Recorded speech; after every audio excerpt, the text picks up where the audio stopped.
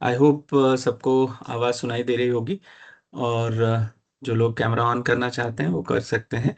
अगर किसी को कोई बात बतानी है या बोलना है तो वो अपना रेज हैंड करके इंडिकेट कर सकते हैं। We will provide them the mic access. तो शुरुआत करते हैं आज की। सुप्रभात। साइबर क्राइम कानून और सुरक्षा, cyber crime law and safety भी हम इसमें कवर करेंगे। अ, हम ये सीखेंगे कि साइबर सुरक्षा क्यों महत्वपूर्ण है और कैसे वो हम सबको अफेक्ट कर रही है। राइट। आज हम कवर करने वाले हैं असली साइबर क्राइम कहानियां। हमने बहुत सारी चीजें सुनी हुई हैं, पर ये देखने को मिला है कि बहुत ही पढ़े लिखे व्यक्ति और बहुत ही नॉर्मल व्यक्ति, हर कोई इससे प्रभावित हुआ है। और ऐसे कुछ 4 से 5 केस हम देखेंगे जो हमारे आसपास कहीं भी हो सकते हैं और ऑलरेडी हुए हैं। और जो केस हम लेंगे और समझेंगे वो सारे केसेस रियल केसेस हैं और भारत के ही केसेस हैं, और ऐसा हमारे आसपास हो रहा है। हम 10 सेकंड में अपने सुरक्षा को कैसे बढ़ा सकते हैं, इसको भी समझने का प्रयास करेंगे कि कौन सी छोटे से स्टेप्स हम लें जिससे कि हमारी साइबर सुरक्षा बेहतर हो सके। आज के समय में हम ज्यादातर यूपीआई यूज कर रहे हैं, व्हाट्सएप यूज कर रहे हैं और इंस्टाग्राम यूज कर रहे हैं। अगर टॉप 3 एप्लीकेशंस जिसकी हम बात करें तो वो यूपीआई, व्हाट्सएप और इंस्टाग्राम है जो हम लोग इस्तेमाल कर रहे हैं। तो हम इसे सुरक्षा पूर्ण तरीके से कैसे इस्तेमाल करें, ये हम जानने का प्रयास करेंगे। चौथी चीज है फर्जी चीजें तुरंत कैसे पहचानें। नेट को यूज करना तो हम बंद नहीं कर सकते हैं, लेकिन इंटरनेट को यूज करते समय हम कैसे ये खतरे को भांपें और कैसे पहचानें, इसके ऊपर भी चर्चा करेंगे। फिर भारत में ऐसे कौन से कानून हैं जो हमें सुरक्षा प्रदान करते हैं, जैसे आईटी एक्ट 2000 डीपीडीपी एक्ट 2023 जो कि अभी लागू हो चुका है। इसके अलावा इमरजेंसी गाइड कि अगर आपके साथ या आपके आसपास ऐसी कोई घटना डिजिटली हो जाती है तो ऐसी दशा में हमें पहले आधे घंटे में क्या करना चाहिए। Brief about me. मेरा नाम सोमेन नाथ तिवारी है। मैं साइबर सिक्योरिटी में कई वर्षों से कार्यरत हूँ। और मैंने गवर्नमेंट इंजीनियरिंग कॉलेज रीवा से इंजीनियरिंग अपनी कंप्लीट करी। उसके बाद मैंने आई एम लखनऊ से भी 1 year full time MBA complete किया। I am CISSP certified. ये साइबर सिक्योरिटी में एक गोल्डन स्टैंडर्ड सर्टिफिकेशन होता है, सर्टिफिकेशन सिस्टम सिक्योरिटी प्रोफेशनल। मैं 2019 से CISSP सर्टिफाइड हूँ।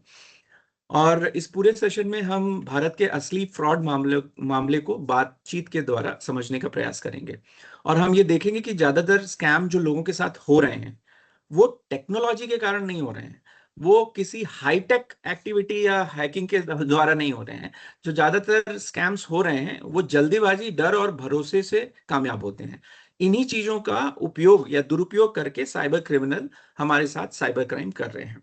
आज हम इसी रफ्तार को धीमा करेंगे कि हम इससे कैसे बच सकते हैं। तो हम लोग देखते हैं कि भारत में साइबर क्राइम के आंकड़े क्या कह रहे हैं। लगभग 2025 में 22,495 करोड़ साइबर फ्रॉड से रिलेटेड नुकसान हुआ है, जो कि एक बहुत बड़ा अमाउंट है। ये अपने आप में एक बहुत बड़ा अमाउंट है। और अगर आप देखें तो ये लगातार 24% से ज्यादा की गति से हर साल बढ़ता चला जा रहा है। राइट। पिछले साल ही लगभग 28.1 लाख मामले पूरे भारत में दर्ज हुए हैं साइबर फ्रॉड के। और इसमें सबसे ज्यादा मामले जो थे वो 30,000 मामले डिजिटल अरेस्ट के हैं। डिजिटल अरेस्ट के केसेस में कई लोगों ने 18 करोड़, इवन 22-22 करोड़ रुपए अपने खोए हैं, जिनको रिकवर करना लॉ एनफोर्समेंट एजेंसीज और पुलिस के लिए बहुत मुश्किल हो जाता है।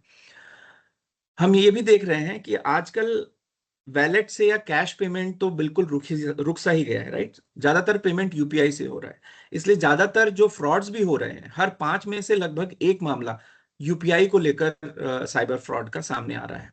अगर हम देखें 2022 में ये लगभग 10 लाख मामले थे, तो 2025 में ये बढ़ के 28 लाख मामले हो गए हैं।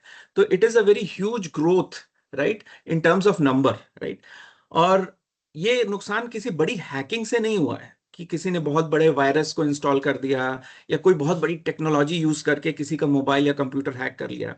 ये ज्यादातर मामले, 90% से ज्यादा मामले, राइट, सिंपल साइकोलॉजिकल एक्सप्लॉयटेशन के कारण हुए हैं। राइट। और ज्यादातर मामलों में, 75% से ज्यादा मामलों में जो चोरियां हुई हैं या साइबर फ्रॉड हुए हैं वो पहचान बदलकर ठगी करने के मामले को पाया गया है। फर्जी इन्वेस्टमेंट ग्रुप बनाए गए हैं व्हाट्सएप पे, टेलीग्राम पे, जिसमें आपका पैसा एक महीने में 10 गुना कर दिया जाएगा, और इससे लोग शिकार हो रहे हैं और हुए हैं। लोग ज्यादातर नेट में भी अपना यूपीआई, ओटीपी और ट्रांसफर इनेबल कर देते हैं, जिसे साइबर क्रिमिनल एक्सप्लॉइट करता है। यही पैटर्न इस वर्कशॉप में हम पहचानने की कोशिश करेंगे। तो आपने देखा होगा कि इंटरनेट तो हम सब इस्तेमाल कर रहे हैं और साइबर ठगी भी बहुत तेजी से बढ़ रही है, लेकिन इसमें अगेन मैं एम्फेसाइज यही करना चाहता हूं कि कोई बहुत बड़ा हैकिंग इस्तेमाल हो रहा हो, ऐसा नहीं हुआ है, राइट। जो हम पर्सनल स्पेस में साइबर ठगी को देख रहे हैं, तो वो ज्यादातर साइकोलॉजिकल या मनोवैज्ञानिक तरीके से एक्सप्लॉइटेशन या ठगी करने से मामले सामने आ रहे हैं। अपने केसेस को लेने से पहले हम कुछ मिथ्स या भ्रम को समझने की कोशिश करेंगे, राइट। मेरे पास खोने के लिए कुछ खास नहीं है, क्योंकि मैं मोबाइल पे अपना पैसा नहीं रखता या अकाउंट नहीं है। तो इस तरह का मिथ या गलत सोच लोगों के पास होती है। हर अकाउंट किसी असलियत क्या है, हर अकाउंट किसी और को ठगने के काम आ सकता है, राइट। सो हो सकता है आपका बैंक अकाउंट आपके मोबाइल या सोशल प्लेटफॉर्म पे नहीं लिंक्ड है, लेकिन आपके सोशल प्रोफाइल को यूज करके आपके नेटवर्क में लोगों को ठगा जा सकता है, राइट।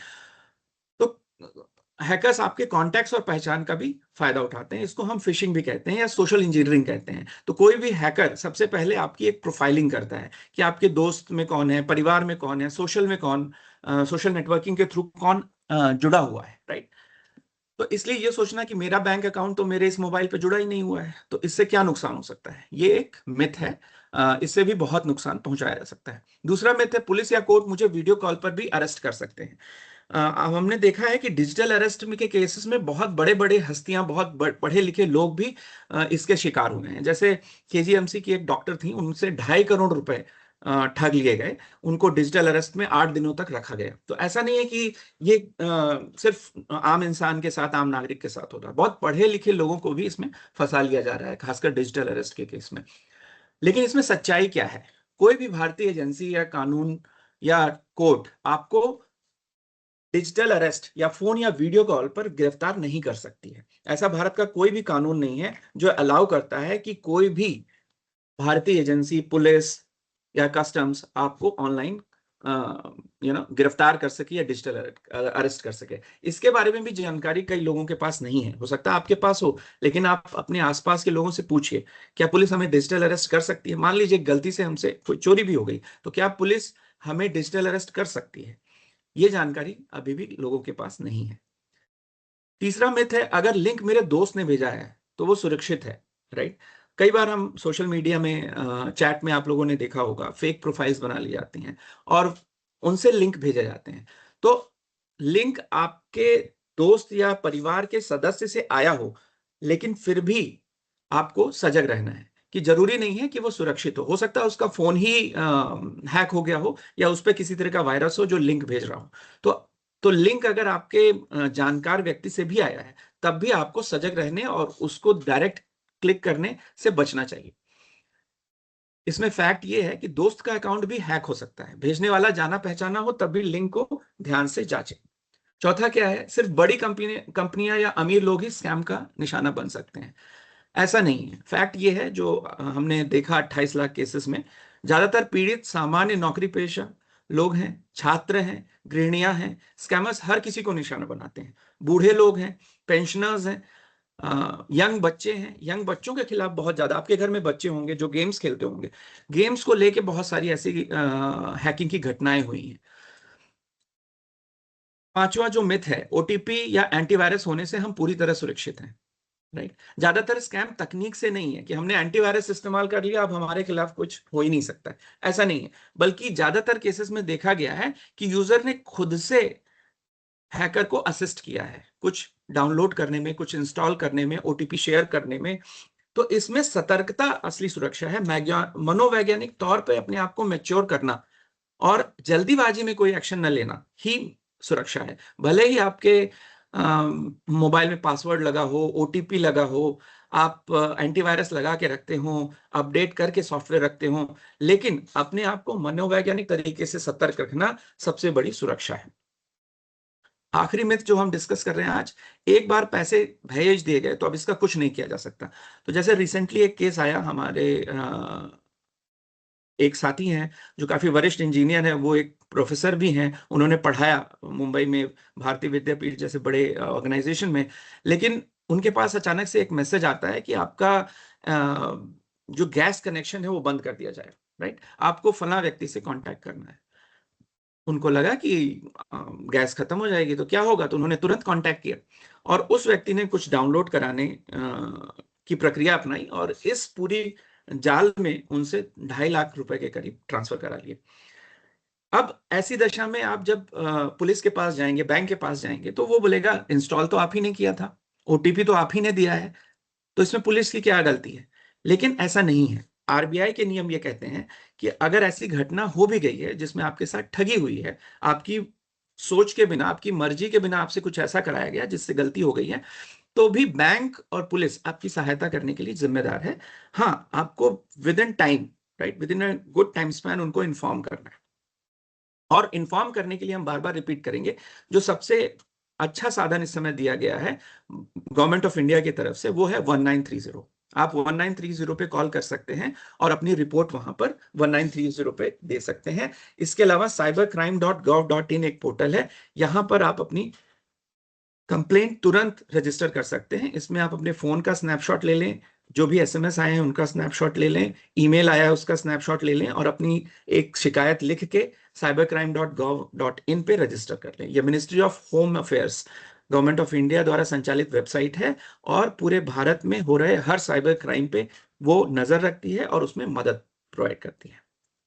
आइए आगे देखते हैं कि ऐसी कौन सी घटनाएं हैं जो हमारे आसपास घट चुकी हैं और वो हमारे लिए एक बहुत सबक का हिस्सा हो सकती हैं। वैसे तो बहुत सारी घटनाएं हैं, हमने देखा 28 लाख से ज्यादा केसेस हैं, लेकिन कुछ 5 सिंपल केसेस हम लेंगे जिसमें लोगों ने अपना धन खोया है और कई बार तो ऐसी भी स्थिति आई है जहां पे रेस्पेक्ट या अ, उनके छवि पर भी असर पड़ा है। पहला केस है 2 दिन की वर्चुअल कस्टडी का केस। ये केस है एक वरिष्ठ बिजनेस लीडर जो कि महाराष्ट्र मुंबई में थे, उनकी उम्र 82 साल थी। उनके साथ क्या हुआ, सबसे पहले उनके पास एक सुप्रीम कोर्ट या सीबीआई अधिकारी का कॉल आता है, राइट। वो बताते हैं कि आपका फोन और आपका bank account money laundering case में जुड़ा हुआ है, हमें ऐसी सूचना मिली है, ऐसे साक्ष्य मिले हैं कि आपके अकाउंट से मनी लॉन्ड्रिंग हुई है, एक अपराध हुआ है, राइट। फिर उनसे यह कहा गया कि अब आप वीडियो कॉल पर बने रहें क्योंकि आप डिजिटली अरेस्ट हो चुके हैं और जब तक हम ना कहें आप किसी और से संपर्क नहीं कर सकते हैं और इस कॉल को डिस्कनेक्ट भी नहीं कर सकते। फिर उन पे दबाव बनाया गया कि एक फर्जी कोर्ट रूम का दृश्य दिखाया गया कि सामने की तरफ से जो बंदा कॉल कर रहा है, जो व्यक्ति कॉल कर रहे हैं वो कोर्ट रूम से कॉल कर रहे हैं, एक सीबीआई अधिकारी हैं और सुप्रीम कोर्ट के जज बैठे हुए हैं और उनको 2 दिन तक कॉल काटने की इजाजत नहीं है क्योंकि वो जांच कर रहे हैं। और इस प्रक्रिया में उन्होंने उनसे 7 करोड़ रुपए ट्रांसफर करा लिए, राइट। अब आप देख रहे हैं कि इस सारी घटना में कोई हैकिंग बहुत बड़ी नहीं हुई, राइट। ऐसी बहुत सारी घटनाएं हुई हैं, 7 करोड़, 18 करोड़, 22 करोड़, इवन 10,000, 1 लाख, इस तरह की अमाउंट ट्रांसफर करा दी गई है। लेकिन अगर आप इस पूरी घटनाक्रम से देखें तो यहाँ कोई वायरस नहीं इंस्टॉल किया गया, केवल साइकोलॉजिकल इफेक्ट का इस्तेमाल करके लोगों को डराकर उनसे वो काम कराया गया जो वो नॉर्मल सरकमस्टांसेस में नहीं करते। लगातार डर के नाम से उनसे 7 करोड़ रुपए ट्रांसफर करा लिए। तो इससे हमें क्या सीखने को मिलता है, कोई भी भारतीय एजेंसी कभी व्हाट्सएप या वीडियो कॉल पर आपको गिरफ्तार नहीं कर सकती है या आप पर कोई जुर्माना या वसूली नहीं करा सकती है। ऐसी दशा में क्या करें, अगर ऐसा कोई भी कॉल किसी को भी रिसीव होता है, आपको या आपके जानने वालों को, कॉल को तुरंत काट दें। कृपया घबराएं नहीं, डरे नहीं, कॉल को तुरंत काट दें। एजेंसी की आधिकारिक हेल्पलाइन से खुद जांच करें। इसे हम कहते हैं आउट ऑफ बैंड वेरिफिकेशन। तो अगर मुझे कोई कह रहा है कि ये चीज सही है तो उसी व्यक्ति से वो वेरीफाई या सही मानने के बजाय आप किसी और इंडिपेंडेंट व्यक्ति से या इंडिपेंडेंट अथॉरिटी से संपर्क करें कि क्या ऐसा है। ठीक है, तो आप 112 या जो भी पुलिस का कंट्रोल रूम का नंबर है आप उस पर कॉल करके कर सकते हैं कि ये मुझे वीडियो कॉल आ रही है जिसपे कह रहे हैं कि ये क्राइम हो गया है, मैंने किया है और मुझे अरेस्ट करना चाह रहे हैं, तो क्या ये सही है। तब आपकी पुलिस या जो भी एजेंसी है वो मदद कर सकती है। इसमें सबसे पहले जो देखने वाली बात है कि व्यक्ति को अकेला कर दिया जाता है। उसे किसी से बात करने की इजाजत नहीं दी जाती, उसको इतना डराया जाता है और हर चीज बहुत जल्दीबाजी में की जाती है ताकि कुछ सोचने या सही निर्णय लेने का समय ही ना दिया जाए। स्क्रीन पर वर्दी पहन के, जज के भेष में, पुलिस के भेष में, कस्टम्स के भेष में कॉल की जाती है ताकि लोग डर जाएं और उसको सही मान लें। यही स्कैम है। और ये कोई सबूत नहीं है। अगर किसी से गलती हो भी गई है तो भी ये सही तरीका नहीं है, जो कि हम बार बार दोहराएंगे कि डिजिटल अरेस्ट करना भारतीय कानून में अलाउड नहीं है। जो दूसरा केस हम ले रहे हैं वो क्यूआर कोड का। हम लोगों ने क्यूआर कोड पे पेमेंट करना बहुत कर दिया है। हर कोई क्यूआर कोड पे या यूपीआई के थ्रू पेमेंट कर रहा है। इसका बहुत ज्यादा गलत इस्तेमाल भी हो रहा है।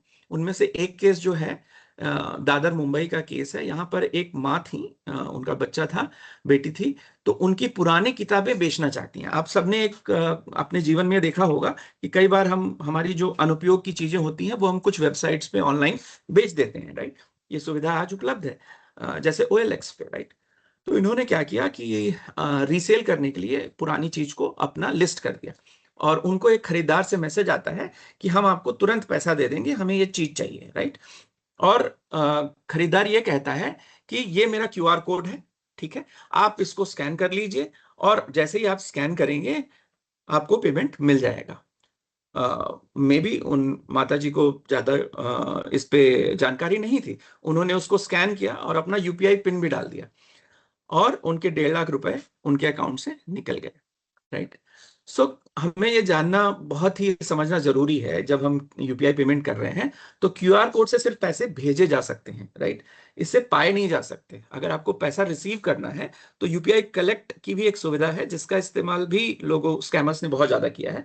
तो हमें ये समझना है कि केवल पेमेंट रिसीव करने के लिए क्यूआर स्कैन करना आवश्यक नहीं है। असली खरीदार सीधे आपकी यूपीआई आईडी पर पैसे पैसे भेजते हैं, उन्हें आपसे कुछ स्कैन करवाने की जरूरत नहीं है। तो हम तो ये नहीं कह सकते कि आप अपना इस तरह के कोई इस्तेमाल न करें, पुरानी चीजें ऑनलाइन ना बेचें या ऑनलाइन किसी तरह का ट्रांजैक्शन ना करें, लेकिन यूपीआई को कैसे सही तरीके से इस्तेमाल करना है, राइट, वो हमें समझना बहुत आवश्यक है। पैसा रिसीव करने के लिए किसी भी लिंक पे क्लिक करना या क्यूआर कोड पे क्लिक करना, ये सही चीज नहीं है। तीसरा है, यूपीआई पिन डालना हमेशा पेमेंट करने की पुष्टि होती है। जब हमें पेमेंट करना होता है तभी हमें अपना यूपीआई पिन एंटर करना है। पेमेंट रिसीव करने के लिए, कोई भी अमाउंट रिसीव करने के लिए हमें अपने यूपीआई पिन डालने की आवश्यकता नहीं है। ये भी जानकारी का अभाव बहुत सारे लोगों के पास है और वो इस लालच में आ जाते हैं। अब इस केस में भी आप ध्यान दीजिए, तो कोई ऐसा वायरस या कुछ इंस्टॉल नहीं हुआ है, right. This are all psychological manipulation, right. मनोवैज्ञानिक तरीके से जानकारी के अभाव को इस्तेमाल करके, डर दिखा के, लालच दिखाकर, जो कि हर किसी मनुष्य में है। हमारा जो पर्सनालिटी है उसका हिस्सा है डर, उसका हिस्सा है लालच, राइट। उसका हिस्सा है दूसरों को फॉलो करना, राइट। इसी का इस्तेमाल करके ज्यादातर स्कैम्स हो रहे हैं। तीसरा जो एग्जाम्पल है, केवाईसी कंप्लीट करने का एग्जाम्पल है। आपने देखा कि कई बार मैसेज आता है कि बैंक की केवाईसी टीम से हम बता रहे हैं और आपका केवाईसी कंप्लीट नहीं है, और अगर आपने तुरंत केवाईसी नहीं किया तो आपका अकाउंट बंद हो सकता है या आपका फोन बंद हो जाएगा, आपका इंटरनेट नहीं काम करेगा। और जो अभी एक एग्जांपल हमने डिस्कस किया गैस का, कि आपका गैस कनेक्शन, जहां पे पाइप्ड गैस आ रही है न अदर्स, राइट, कि आपका गैस कनेक्शन बंद हो जाएगा, आपका मोबाइल कनेक्शन बंद हो जाएगा। ऐसी स्थिति में लोग घबरा जाते हैं कि अच्छा, मेरा मोबाइल बंद हो जाएगा तो मैं बात कैसे करूंगा, मैं अपना काम कैसे करूंगा, मेरी गैस बंद हो जाएगी तो मैं कैसे करूंगा। और इस केस में केवाईसी का इस्तेमाल किया गया। तो मैसेज भेजा गया कि बैंक की केवाईसी टीम से बोल रहे हैं, आपका केवाईसी खत्म हो चुका है, इसको तुरंत करिए नहीं तो आपका अकाउंट फ्रीज कर दिया जाएगा। उसके साथ एक फाइल भेजी गई जो कि लेजिटिमेट लगती है। फॉर एग्जाम्पल, उसका नाम हो सकता है केवाईसी फॉर्म, राइट। और जो भी विक्टिम इस केस में थे, उन्होंने उसको क्लिक कर दिया और जैसे ही उन्होंने पीडीएफ खोला, राइट, उस पे कस्टमर आईडी और ओटीपी मांगा गया। उन्होंने लगा कि ये भी केवाईसी प्रक्रिया का हिस्सा है, उन्होंने उसको भी डाल दिया। तुरंत उनका व्हाट्सएप बंद हो गया, है ना।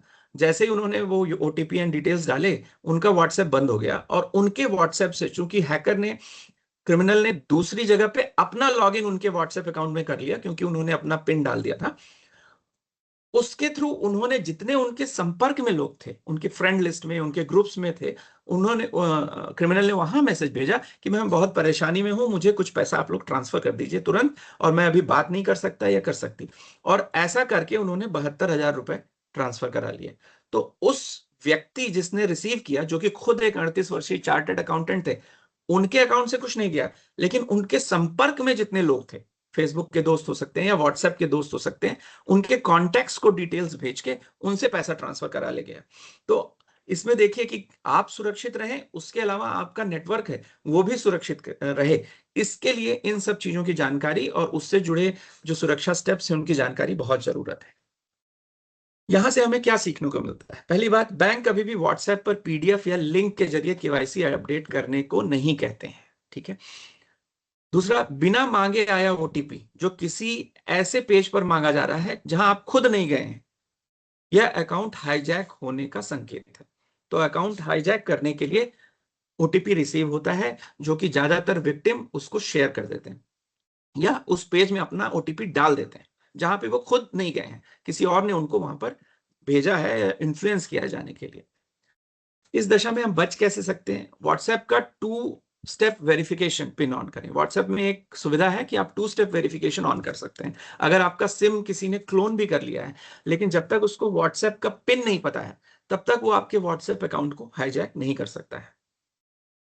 कोई भी क्वेश्चन, अगर कोई भी क्वेरी होगी तो आप चैट बॉक्स में डाल सकते हैं, वी विल मॉनिटर दैट। चौथा केस है नौकरी का, ठीक है। हमने देखा कि बहुत सारे यंग बच्चे जो स्टूडेंट्स पास हो रहे हैं, उनको नौकरी की बहुत जरूरत होती है और वो साइकोलॉजिकली कई बार वीक होते हैं, राइट। तो ऐसे ही बहुत सारे ऑफर्स स्कैमर्स चलाते हैं कि 500 रुपये आपको डेली मिलेंगे और एक बहुत आराम से नौकरी मिल जाएगी, आप घर बैठे काम कर सकते हैं। ये चंडीगढ़ का एक केस है जहां पर एक युवा जो नौकरी तलाश कर रहा था, खोज रहा था, उसे टेलीग्राम पर संपर्क किया गया।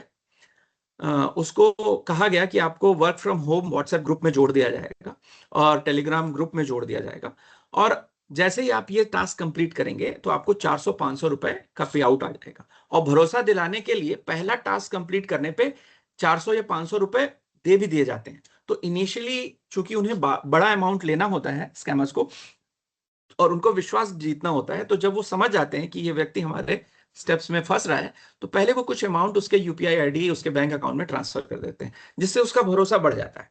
उसके बाद वो बोलते हैं कि आपको ये टास्क देना है। इस पर्टिकुलर केस में क्या हुआ कि उनको बताया गया कि आपको कहीं पर रिव्यू करना है, रिव्यू लिखना है, मूवी का रिव्यू लिखना है, घर बैठे आप कर सकते हैं और आपको उसको रिव्यू के पैसे मिलेंगे। अब वो व्यक्ति ने पहले कुछ एक रिव्यू दिया, कुछ पैसे आए। फिर उससे कहा गया कि अगर आपको और रिव्यू देने हैं ताकि आप और पैसा कमा सकें, तो आपको कुछ टोकन खरीदने होंगे। और इस टोकन खरीदने के लिए जब आप 1,000 रुपए का टोकन खरीदेंगे तो आपको 2 रिव्यू, 5 रिव्यू का मौका मिलेगा, और जब आप 5 रिव्यू लिखेंगे तो आपको 10,000 रुपए मिलेंगे। ऐसा करके जाल बुन के उससे खरीदी खरीदी टोकन खरीदी करा के ठगों ने उससे 7.5 लाख रुपए ट्रांसफर करा लिए, सिर्फ अनलॉक फीस के नाम पर या टोकन के नाम पर। अब इसमें समझने की जरूरत है, जो जागरूकता हम अपने पास भी रख सकते हैं और अपने आसपास यंगस्टर्स हैं जो इस तरीके से मे बी साइकोलॉजिकली वीक हैं, जो नौकरी नहीं लग रही है, परेशान हैं, या कई महिलाएं हैं जो घर से बैठी हुई हैं, उनको लगता है कि वर्क फ्रॉम होम करके कुछ कमा लेंगी। तो ऐसे वीकर सेक्शन में स्पेशली वो टारगेट करते हैं, राइट, कि कुछ पैसा उनको मिल जाएगा। लेकिन इसके थ्रू हमें ये जानना जरूरी है कि असली नौकरी में कभी कमाई अनलॉक करने के लिए खुद पैसे नहीं लगाने होते हैं। अगर आपसे कुछ काम लिया जाएगा तो आपको पैसे बाद में दिए जाएंगे, अगर ये जेन्युइन नौकरी है, राइट। उससे ये नहीं कहा जाएगा कि पहले आप 10,000 जमा कर दीजिए, तब आपको ये अनलॉक कर टास्क अनलॉक होगा। टास्क कंप्लीट करेंगे तो आपको 1 लाख रुपए मिल जाएगा। और फिर वो 1 लाख रुपए मिलते नहीं है, 1 लाख आपको पॉइंट के रूप में एक अकाउंट में दिख जाते हैं कि अच्छा ये मेरा 1 लाख रुपए हो गया। अब अगर मैं 15,000 रुपए के अनलॉक और कर लूं, टोकन और कर लूं, तो मैं 2 लाख और कमा सकता हूं। लेकिन जब आप वो टोटल 8 लाख रुपए, 10 लाख रुपए निकालने जाएंगे, तो ये दिखेगा कि आप उसको अपने अकाउंट में ट्रांसफर कर ही नहीं सकते हैं, क्योंकि ये तो पूरा एक स्कैम था। जो नंबर बढ़ रहा था वो एक फर्जी नंबर था जो आपको दिखाया जा रहा था, राइट। इसमें भरोसा कैसे जीता गया? छोटे छोटे पे आउट शुरू में किए जाते हैं, 100 रुपए, 200 रुपए, 400 रुपए। लोगों को लगता है अरे वाह, मैं तो जीत रहा हूं, मैं तो काम अच्छा कर रहा हूं, मैं ज्यादा पैसे कमा सकता हूं, आसानी से कमा सकता हूं, घर बैठे कमा सकता हूं। तो हमें समझना जरूरी है कि ऐसा कोई भी प्लेटफॉर्म जो आप ही का पैसा छोड़ने के लिए फीस मांगे, राइट, या आपसे टोकन खरीदने के लिए पैसा मांगे, तो वहां रुक जाएं और वहां से निकल जाएं। ये कभी भी आपके हित में नहीं है, बल्कि आपके पैसे को छीनने की एक स्कीम है। जो पांचवा केस हम लोग देखेंगे वह है फॉलो रिक्वेस्ट, जिसमें एक कॉमन फ्रेंड्स थे। तो ये नॉर्थ इंडिया का एक केस है जिसमें एक मार्केटिंग प्रोफेशनल के साथ ये केस हुआ। एक फॉलो रिक्वेस्ट आती है एक लड़की के अकाउंट से इस मार्केटिंग एग्जीक्यूटिव को, और उस लड़की के अकाउंट में बहुत से कॉमन फ्रेंड्स दिखते हैं। मार्केटिंग एग्जीक्यूटिव ने उसको एक्सेप्ट कर लिया कि बहुत ही सुंदर लड़की है, बहुत अच्छा रिक्वेस्ट आया है, ठीक है, और मेरे दोस्तों फ्रेंड नेटवर्क में भी है, तो उन्होंने एक्सेप्ट कर लिया। उसके बाद उनको एक वीडियो कॉल आती है, राइट। कुछ ही मिनटों में वीडियो कॉल पर बुलाया गया। अब चूंकि लड़की वीडियो कॉल कर रही है तो उनको लगा कि हाँ हाँ बिल्कुल, क्यों नहीं, चले जाते हैं, वीडियो कॉल कर लेते हैं। इस वीडियो कॉल में उनका चेहरा रिकॉर्ड कर लिया गया, और उसके बाद डीप फेक, जो कि एआई के थ्रू आजकल डीप फेक बनाना किसी का भी बहुत आसान हुआ है। किसी का फोटो ले लीजिए, एआई टूल्स हैं उसमें आप डाल दीजिए, और जैसा वीडियो बनाना चाहें आप वैसा वीडियो बना सकते हैं। तो उनका एक अश्लील फुटेज तैयार किया गया, और उस डीप फेक वीडियो के थ्रू फिर उनको ब्लैकमेल किया गया, राइट, कि अगर आप पैसा नहीं देंगे तो हम इसको सार्वजनिक कर देंगे, हम आपके एम्प्लॉयर को भेज देंगे, हम आपके परिवार वालों को भेज देंगे, फ्रेंड्स को भेज देंगे, फैमिली मेंबर्स को भेज देंगे, और इसके थ्रू उनसे पैसा ऐंठने की कोशिश करी गई। तो ये भी डीप फेक या वीडियो कॉल के थ्रू अश्लील फुटेज बनाने का, ब्लैकमेलिंग का काम भी आजकल बहुत लोगों के साथ हो रहा है, जिसमें बचे रहने की आवश्यकता है। अगर किसी भी नई या अनजान प्रोफाइल पर कॉमन फ्रेंड्स भी हों और वो आपको रिक्वेस्ट भेज रहे हैं, तो उसको बिना आउट ऑफ बैंड अलग से वेरीफाई किए कि हाँ ये असली व्यक्ति है, मेरी पहचान में, मेरे दूर के पहचान में ये असली व्यक्ति है, और ये इसी का प्रोफाइल है, वहां से रिक्वेस्ट आई है, तब तक ऐसे प्रोफाइल से रिक्वेस्ट एक्सेप्ट ना करें। अनजान लोगों की अगर वीडियो कॉल आती है तो उसको as it is update, I mean accept ना कर लें कि मैं वीडियो कॉल पे चला जाता हूँ, क्या ही हो जाएगा, चाहे कुछ सेकंड के लिए क्यों ना हो, क्योंकि डीफेक बनाने के लिए इतना ही काफी है। छोटी सी क्लिप अगर आपकी मिल गई स्कैमर्स को, तो वो एक अश्लील वीडियो या खराब वीडियो आपका बना सकते हैं। अगर आपके साथ निशाना बन ही जाए किसी कारण से, तो क्या करें?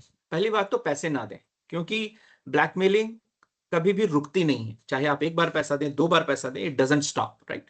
तो पहली चीज है कि आप पैसा बिल्कुल ना दें। अगर गलती हुई भी है तब भी आप उसमें फंसे ना। दूसरा स्टेप है घबराए नहीं, राइट। सबूतों को सुरक्षित करें। जो भी आपका कन्वर्सेशन हुआ है, जिस फोन नंबर से हुआ है, जिससे मैसेज आया है, वो सारे स्नैपशॉट, फोटोज एंड कॉल को रखें, और फिर उसको cybercrime.gov.in पर शिकायत करें। वहां पे सबसे पहले जितना जल्दी आप शिकायत करेंगे, जितना जल्दी आप सहायता लेंगे, आप उतना जल्दी ही अपने पैसे को और अपने रेपुटेशन को बचा सकते हैं।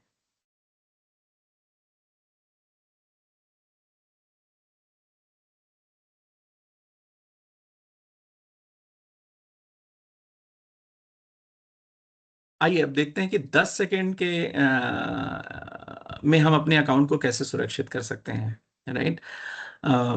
वैसे तो 2 मिनट में मैगी भी बन जाती है, लेकिन इट्स वेरी इंपॉर्टेंट कि बहुत छोटा टाइम देके भी हम अपनी सुरक्षा, साइबर सुरक्षा को कैसे बढ़ा सकते हैं। जैसे टू फैक्टर ऑथेंटिकेशन ऑन करना। अभी टू फैक्टर ऑथेंटिकेशन क्या होता है? अगर हम साइबर सुरक्षा की भाषा में बात करें तो पासवर्ड को हम मानते हैं कि एक ऐसी चीज जो हम जानते हैं, राइट।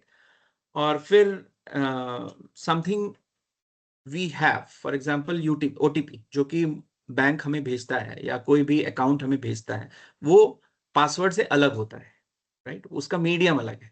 तो हम इसे टू फैक्टर कहते हैं। जो कुछ चीज हमें जो पता है, और दूसरी चीज जो हमारे पास है, राइट। अगर हम एक ऑथराइज्ड यूजर हैं तो ओटीपी हमारे पास रिसीव होगी। और तीसरा इसी में कड़ी होती है समथिंग वी आर, समथिंग जो हम हैं। फॉर एग्जाम्पल हमारे बायोमेट्रिक। कई बार हमने देखा है कि कई सारे फोन ऐप्स और इसमें हमारे चेहरे को स्कैन करके हमारा ऑथेंटिकेशन होता है, या बायोमेट्रिक था तो वहां पे हम फिंगरप्रिंट दे के अपना ऑथेंटिकेशन करते हैं। तो ये तीन जरिए हैं, तीन चैनल्स हैं जिसके थ्रू ऑथेंटिकेशन हो सकता है। और हम किसी भी चीज को मजबूत तब मानते हैं जब हम एक ही तरीके का इस्तेमाल ना करें, एक से ज्यादा फैक्टर्स को, एक से दो ज्यादा चैनल को इस्तेमाल करते हैं। फॉर एग्जांपल हम पासवर्ड भी एंटर करते हैं, हम ओटीपी जो रिसीव हुआ वो भी करते हैं। अगर इसको बहुत ही स्ट्रांग बनाना है तो हम अपना फेस वेरिफिकेशन या बायोमेट्रिक ऑथेंटिकेशन भी कर सकते हैं। तो टू फैक्टर ऑथेंटिकेशन आप अपने सारे अकाउंट में इनेबल कर दीजिए, चाहे वो आपका ईमेल हो, चाहे आपका बैंकिंग ऐप हो। बैंकिंग ऐप तो अब इसको फोर्स करता है कि आप टू फैक्टर ऑथेंटिकेशन करके ही बैंकिंग ऐप इस्तेमाल कर सकते हैं, या सोशल मीडिया के अकाउंट्स हैं, राइट, आपका फेसबुक है, आपका इंस्टाग्राम है, यहाँ पे भी आप टू फैक्टर ऑथेंटिकेशन इनेबल करें, ताकि अगर किसी को आपका पासवर्ड पता भी चल जाए, अगर किसी को आपका पासवर्ड पता भी चल जाए, तब भी वो इसको तब तक हैक ना कर सके या अपने कंट्रोल में ना रह सके जब तक कि उसके पास आपका ओटीपी ना हो। तो हम बहुत सारे ऐसे अकाउंट बना के रखते हैं जिसमें ओटीपी इनेबल्ड नहीं। तो मेरा सबसे पहला आपसे रिक्वेस्ट होगा कि आज अभी जब तक हम डिस्कशन कर रहे हैं, अपने सारे क्रिटिकल अकाउंट्स में, राइट, ओटीपी इनेबल कर लें पासवर्ड के साथ साथ। दूसरा है जन्म तिथि और पिन का, जन्म तिथि को पासवर्ड या पिन की तरह इस्तेमाल ना करें, क्योंकि वो इजी है रिमेंबर करने के लिए, लेकिन उसका इस्तेमाल, क्योंकि कोई भी आपका फेसबुक पे जाके देख सकता है कि आपका डीओबी क्या है, राइट, तो उसको सोशल इंजीनियरिंग के थ्रू ये पता चल जाएगा कि इसका जन्म तिथि ये है, तो अगर मैं इसकी कॉम्बिनेशन में कोई पिन डालता हूं तो आपका फोन अनलॉक हो जाएगा या आपके पासवर्ड का रास्ता मिल जाएगा। तो अपना phone number, date of birth या 1234 को लॉक कोड या पिन या पासवर्ड में इस्तेमाल ना करें। कोई ऐसी चीज इस्तेमाल करें जो सिर्फ आपको पता है, ठीक है, और किसी को पता करने या किसी प्लेटफॉर्म पे, सोशल मीडिया पे उसके होने की संभावना बहुत ही कम है। लॉगिन अलर्ट ऑन करें। लॉगिन अलर्ट क्या होता है? अगर आप अपने अकाउंट की सेटिंग में जाएंगे तो आपने देखा होगा, आज इंस्टाग्राम आपने अपने मोबाइल से ऑन किया, अगर ये सेटिंग इनेबल्ड है, आपका इंस्टाग्राम अकाउंट कहीं और से एक्सेस होता है तो आपको अलर्ट आ जाएगा कि आपका अकाउंट इस शहर से या इस डिवाइस से एक्सेस हो रहा है, क्या ये सही है। इससे आपको तुरंत इंफॉर्मेशन मिल जाएगी कि अगर आपने ये नहीं किया है तो किसने किया है, संभवतः किसी स्कैमर ने किया है, तो आप तुरंत अपने अकाउंट्स को ब्लॉक या कंट्रोल कर सकते हैं। तो नए डिवाइस से लॉगिन होने होने पर आपको तुरंत सूचना मिल जाएगी। अपने सभी क्रिटिकल अकाउंट्स में लॉगिन अलर्ट को तुरंत ऑन करें। ये कोई बहुत कॉम्प्लेक्स सेटिंग नहीं है, लेकिन बहुत ही ऐसी सेटिंग है जो आपको स्कैम्ड होने से बचा सकती है। एप्स और ओएस अपडेट करें। अपने एप्स, जो भी एप्स आप इस्तेमाल कर रहे हैं, एक तो उसको ऑथराइज स्टोर से ही डाउनलोड करें, एपीके फाइल्स डायरेक्टली इंस्टॉल ना करें। कई बार फ्री की मूवी देखने के लिए देखा गया है कि लोगों ने एपीके डाउनलोड हुई, टेलीग्राम से आया एपीके और हमने उसको इंस्टॉल कर लिया। हो सकता है वो शुरू में आपका ओटीपी ना ले रहा हो, लेकिन वो हो सकता है आपकी सारी पर्सनल जानकारी पे स्पाई कर रहा हो, ठीक है। तो कोई भी ऐसा एपीके जो गूगल स्टोर या एप्पल स्टोर में नहीं है, उसे अपने डिवाइस पे इंस्टॉल ना होने दें। और अपने ओएस ऑपरेटिंग सिस्टम डिवाइसेस की, चाहे आप लैपटॉप पे हो, कंप्यूटर पे हो या मोबाइल फोन पे हो, उसको अपडेट करते रहें। शेयर डिवाइस से लॉग आउट करें। अगर किसी कारण से आपका डिवाइस आपके पास नहीं था, आपने अपना अकाउंट दोस्त के अकाउंट से या बच्चे के डिवाइस से या किसी होटल के कंप्यूटर से इस्तेमाल किया है, तो वहां पे उसको लॉग आउट करना ना भूलें। अगर आप उसको लॉग इन करके भूल जाएंगे तो उसका मिसयूज होने के चांसेस बहुत ज्यादा है। ऑटो स्क्रीन लॉक सेट करें, ऑटो लॉग आउट सेट करें। अगर आपके फोन का इस्तेमाल नहीं हो रहा है तो 30 सेकंड में, 15 सेकंड में वो अपने आप लॉक हो जाए। इसी तरह अगर आपका ईमेल अकाउंट है या पीसी है, वो अगर 30 सेकंड या 1 मिनट या 2 मिनट, जो भी सुविधाजनक है, तक इस्तेमाल नहीं हो रहा है तो अपने आप लॉकआउट हो जाए, जिसके कारण ऐसा ना हो कि अगर आप हट गए हैं डिवाइस से किसी कारण से, तो कोई और आके उस पर आपको या तो स्पाई कर सके या आपकी डिटेल्स देख के या आपका एप्लीकेशन को यूज करके किसी तरह का स्कैम कर सके। अब हम आते हैं यूपीआई सुरक्षा पे। सबसे पहली बात, एज ए भारतीय हमें बहुत गर्व का विषय होना चाहिए कि यूपीआई जो डिजिटल पेमेंट का तरीका है, वो विश्व का सबसे ज्यादा इस्तेमाल किया जाने वाला तरीका है। दुनिया के किसी हिस्से में इतना ज्यादा डिजिटल पेमेंट यूज नहीं होता है जितना हमारे देश में यूपीआई प्लेटफॉर्म से हो रहा है। तो ये बहुत ही बड़े गर्व की बात है, इसने बहुत लोगों को सुविधा प्रदान करी है। लेकिन जैसा कि हमने पहले देखा कि स्टैटिस्टिक्स में, कि मिनिस्ट्री ऑफ होम अफेयर्स की स्टैटिस्टिक्स में, हर 5 में से एक साइबर अपराध यूपीआई से ही होता है, यूपीआई को लेकर ही हो रहा है। तो इससे बचने के लिए फिर से हम देखते हैं कि क्या हम कर सकते हैं। क्यूआर कोड स्कैन करने से सिर्फ पैसे भेजे जाते हैं, कभी पैसे मिलते नहीं हैं। इस बात की जानकारी, समझ हर किसी को होनी चाहिए, और अपने आसपास के लोगों को भी आप जागरूक कर सकते हैं कि भाई क्यूआर से केवल पैसे भेजे जाते हैं, और पैसे अगर लेना है तो क्यूआर कोड स्कैन करने की आवश्यकता या लिंक क्लिक करने की आवश्यकता नहीं है। अपना यूपीआई पिन, ओटीपी या सीवीवी कभी भी किसी को ना बताएं, बैंक स्टाफ को भी नहीं। अगर बैंक स्टाफ भी आपसे पूछ रहा है कि मुझे ओटीपी दे दीजिए सर, या मैं इंश्योरेंस से बोल रहा हूं, या मैं अस्पताल से बोल रहा हूं, मुझे ओटीपी दे दीजिए, आपको ओटीपी किसी और के साथ शेयर करने की आवश्यकता, यूपीआई पिन किसी और के साथ शेयर करने की आवश्यकता नहीं है। और पेमेंट कंफर्म करने से पहले, किसी को भी पेमेंट भेजने से पहले, उसमें नाम आता है, उसकी आईडी आती है, उसको डबल कंफर्म कर लें कि ये जो नाम है इसी को मैं पैसा भेजने जा रहा था, ये फोन नंबर है इसी को मैं पैसा भेजना चाह रहा था या नहीं पैसा भेजना चाह रहा था। यूपीआई ऐप सिर्फ ऑफिशियल ऐप स्टोर में, राइट, किसी ने एपीके भेज दिया और आपने यूपीआई ऐप इंस्टॉल कर दिया है, नहीं। कोई भी एपीके, पहली बात तो किसी टेलीग्राम व्हाट्सएप ग्रुप से एपीके आता है, एप्लीकेशन इंस्टॉल करने के लिए आता है, उसको बिल्कुल ना करें। उनसे पूछे, ठीक है मैं ये एप्लीकेशन इंस्टॉल करूंगा लेकिन मैं गूगल स्टोर से डाउनलोड करके करूंगा। अगर आप गूगल स्टोर और एप्लीकेशन एप्पल स्टोर से करते हैं तो इनकी अपनी टीम्स हैं जिन्होंने ऑलरेडी इन एप्स, जो भी एप्स आते हैं इन स्टोर पे, प्लेटफॉर्म पे, उनको ऑलरेडी सिक्योरिटी वेरीफाई किया होता है, जिससे स्कैम और गलत एक्टिविटी नहीं हो सकती है। लेकिन स्कैमर्स आपसे कहेंगे कि अच्छा इसको आप इंस्टॉल करेंगे तो आपको पॉइंट्स मिल जाएगा, ठीक है, आप जितने पेमेंट्स करेंगे आपको एक्स्ट्रा पॉइंट मिलेगा और उसके बाद आपको कैशबैक आएगा। या वो ये कह सकते हैं कि इस एपीके को आप इस्तेमाल करेंगे तो जितनी फ्री मूवीज हैं, जो भी मूवीज अभी रिलीज हो रही हैं, वो सब आप देख सकते हैं ना। उस एपीके से के माध्यम से वो एक्चुअल में बैकडोर इंस्टॉल करता है आपके डिवाइस पे, और आपके डिवाइस का कंट्रोल जाने अनजाने में हैकर्स या स्कैमर्स के हाथ में आ जाता है। अपने ऐप में रोजाना की ट्रांजैक्शन लिमिट सेट करें। हम पेमेंट इस्तेमाल कर रहे हैं और डिजिटल पेमेंट की तरफ हम पूरी तरीके से बढ़ चुके हैं, तो ऐसी दशा में अगर हम ट्रांजैक्शन लिमिट लगा दें, क्योंकि डेली तो हमें 1 करोड़ 1 लाख ट्रांसफर करने की आवश्यकता नहीं है, मे बी हम 1,000 कर रहे हैं, 10,000 कर रहे हैं, तो एक स्वीट लिमिट आप देख लें जो डेली बेसिस पे आप कर सकते हैं, उसको आप ट्रांजैक्शन लिमिट करा दें। क्योंकि लिमिट चेंज करने के लिए फिर स्कैमर को आपको ओटीपी या कुछ इस तरह के एक्स्ट्रा वेरिफिकेशन की आवश्यकता होगी, तो वो अगर ट्रांसफर अकाउंट हैक कर भी पाएगा तो एक लिमिटेड अमाउंट ही ट्रांसफर कर पाएगा, जिससे आपका नुकसान बहुत हद तक लिमिटेड हो जाएगा। तो एक ट्रांजैक्शन लिमिट सेट करके रखें, क्योंकि डेली बेसिस पे बहुत ह्यूज अमाउंट ट्रांजैक्शन करना लोगों के लिए आवश्यक तो होता नहीं। इससे हम नुकसान को लिमिट कर सकते हैं, सीमित कर सकते हैं। अगर किसी अनजान व्यक्ति से रिफंड, कैशबैक या एडवांस पेमेंट क्यूआर आता है तो इसे हमेशा फ्रॉड की तरह देखें, हमेशा इसको इंडिपेंडेंट रूट से वेरीफाई करें कि ऐसा सही है या नहीं। तो ये तो रहा यूपीआई के बारे में सुरक्षा, हम क्या दृष्टिकोण से क्या कदम ले सकते हैं। अ, आजकल 3 एप्स हम बहुत ज्यादा यूज कर रहे हैं। एक तो यूपीआई अगर हम देखें, और उसके बाद है हमारा व्हाट्सएप और इंस्टाग्राम, राइट। ये 3 ऐप हैं जो एक जनरल यूजर, डिजिटल मोबाइल और इंटरनेट यूजर बहुत ज्यादा यूज कर रहे हैं। तो यूपीआई को सुरक्षित करना हमने सीखा। उसके बाद व्हाट्सएप और इंस्टाग्राम पे हम कैसे सुरक्षित रह सकते हैं, क्योंकि आपके व्हाट्सएप को यूज करके हो सकता है आपके रिश्तेदारों, आपके दोस्तों, उनसे ठगी की जा सकती है, ठीक है।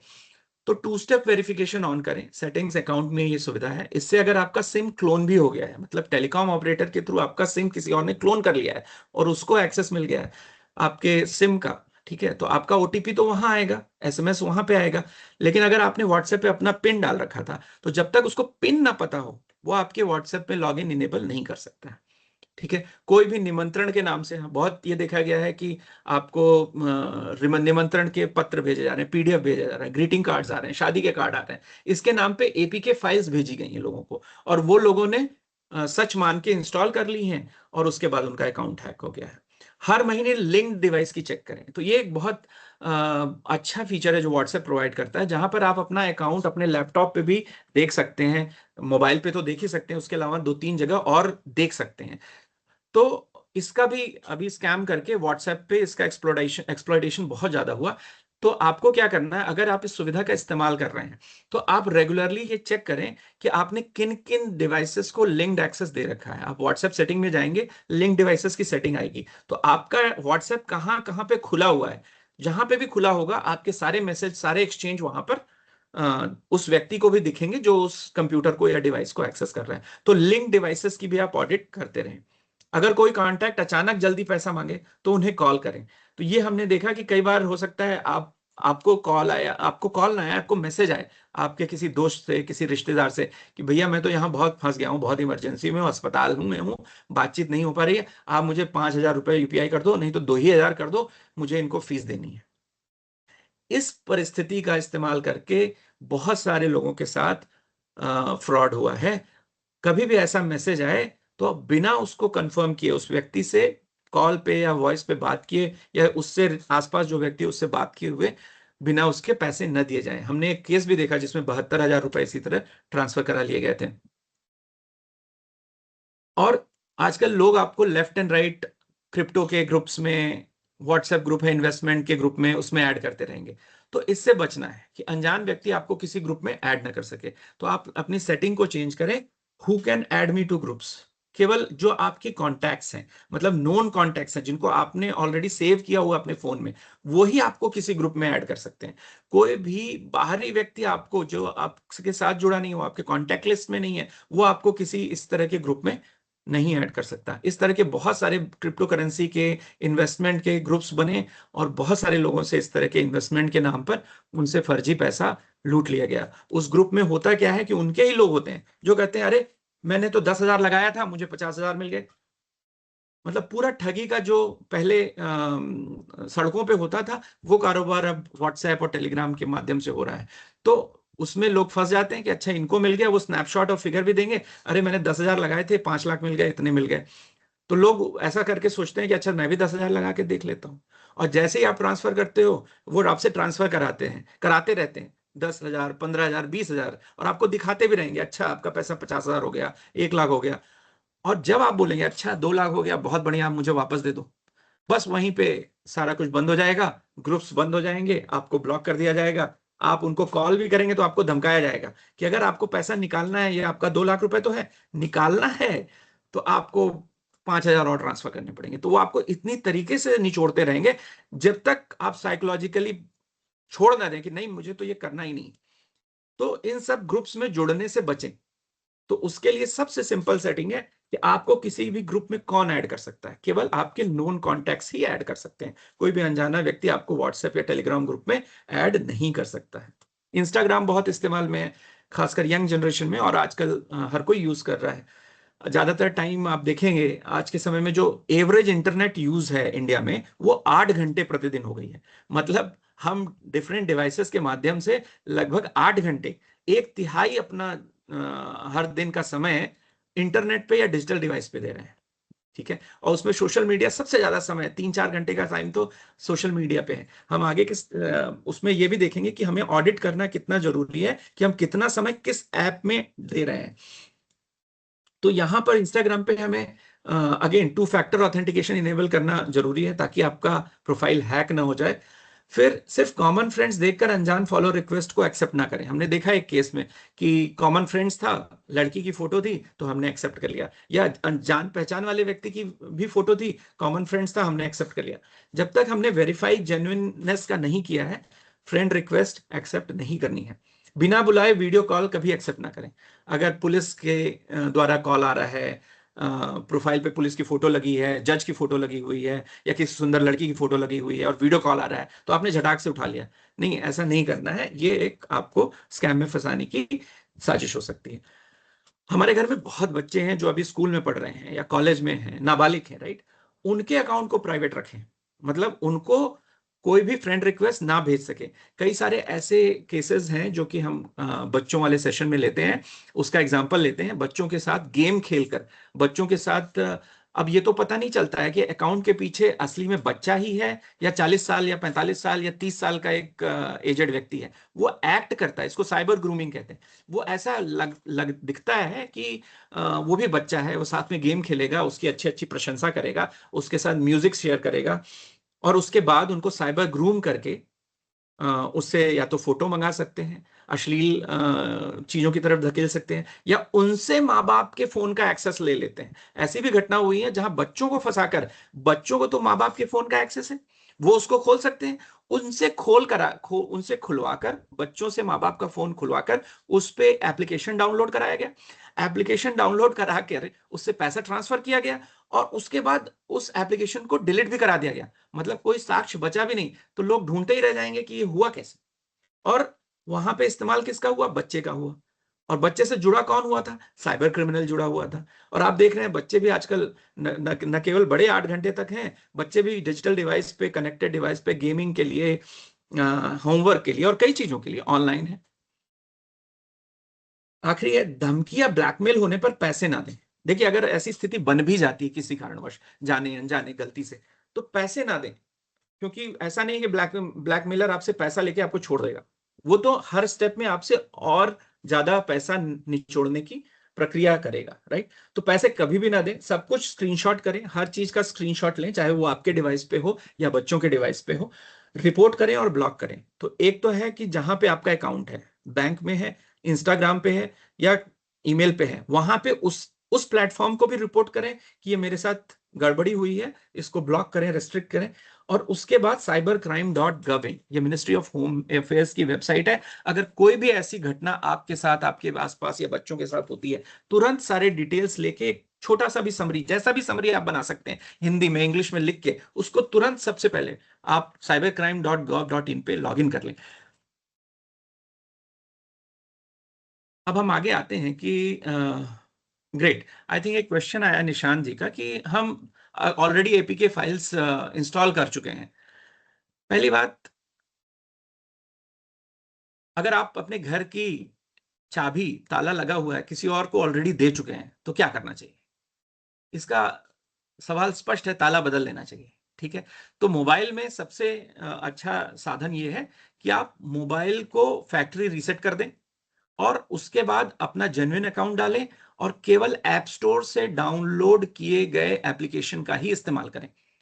जैसे कि मैंने पहले भी कहा एपीके के केस में कि कई बार कई लालच के कारण, राइट, और कई बार कई फ्री में मूवीज दिखाना, बहुत बहुत कॉमन एग्जांपल है ना, कि आप इसमें फ्री में मूवीज देख लेंगे, ये पिक्चर रिलीज हो रही है, फ्री अकाउंट में आप सारी मूवीज, जो कि नेटफ्लिक्स में भी पेड है और थिएटर में पेड है, आप देख सकते हैं, ये एपीके डाउनलोड कर ली। आपने गलती से पहले डाउनलोड कर भी लिया है, तो अब उसको आप पूरी तरीके से सफाई कर दें, अपने घर का ताला बदल लें। मतलब ये है कि आप फैक्ट्री रीसेट करें। आप जैसे ही फैक्ट्री रीसेट करेंगे, सारे एप्लीकेशंस हट जाएंगे, एपीकेस भी हट जाएंगे। उसके बाद जब आप री इंस्टॉल करें और री अकाउंटिंग करें, अपने मतलब अपना लॉगिन आईडी फिर से डालें, ईमेल एड्रेस और आईडीज फिर से डालें, तब केवल जेन्युइन एप्लीकेशन डाउनलोड करें जिनकी आपको आवश्यकता है। अगर आपको गेम्स खेलने भी हैं तो गूगल प्ले स्टोर से डाउनलोड करके या आईफोन स्टोर से डाउनलोड करके ही खेलें। फ्री के एप्लीकेशंस आ जाते हैं जो कहते हैं फ्री गेम्स आप खेल सकते हैं, टेकन 3 और ये वो आप मोबाइल पे खेल सकते हैं। नाउ ये फ्री गेम्स आते कैसे हैं? इनमें मलिशियस कोड्स होते हैं।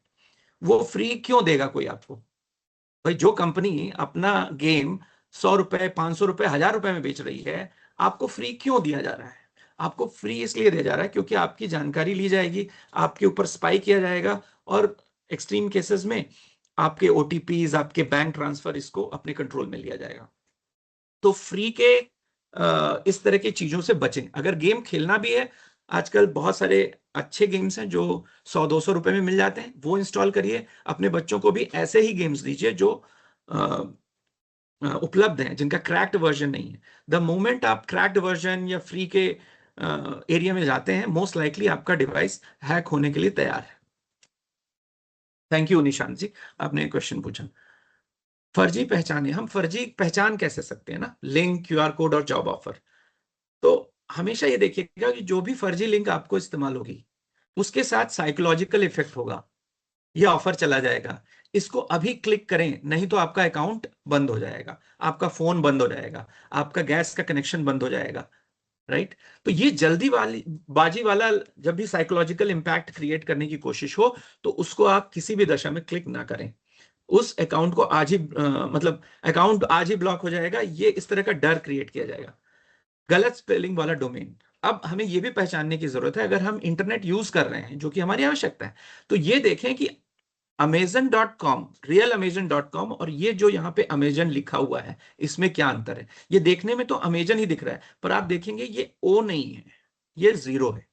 तो अगर आप जल्दीबाजी में हड़बड़ी में देखेंगे तो ये अमेजन ही आप रीड करेंगे, क्योंकि माइंड की साइकोलॉजिकल ऐसा इंपैक्ट होता है, हम वो डिफरेंशिएशन को जल्दीबाजी में नोटिस नहीं करते हैं। लेकिन कोई भी लिंक ओपन करने से पहले इस चीज को ध्यान देना बहुत जरूरी है, राइट, कि गलत स्पेलिंग वाला डोमेन तो नहीं है।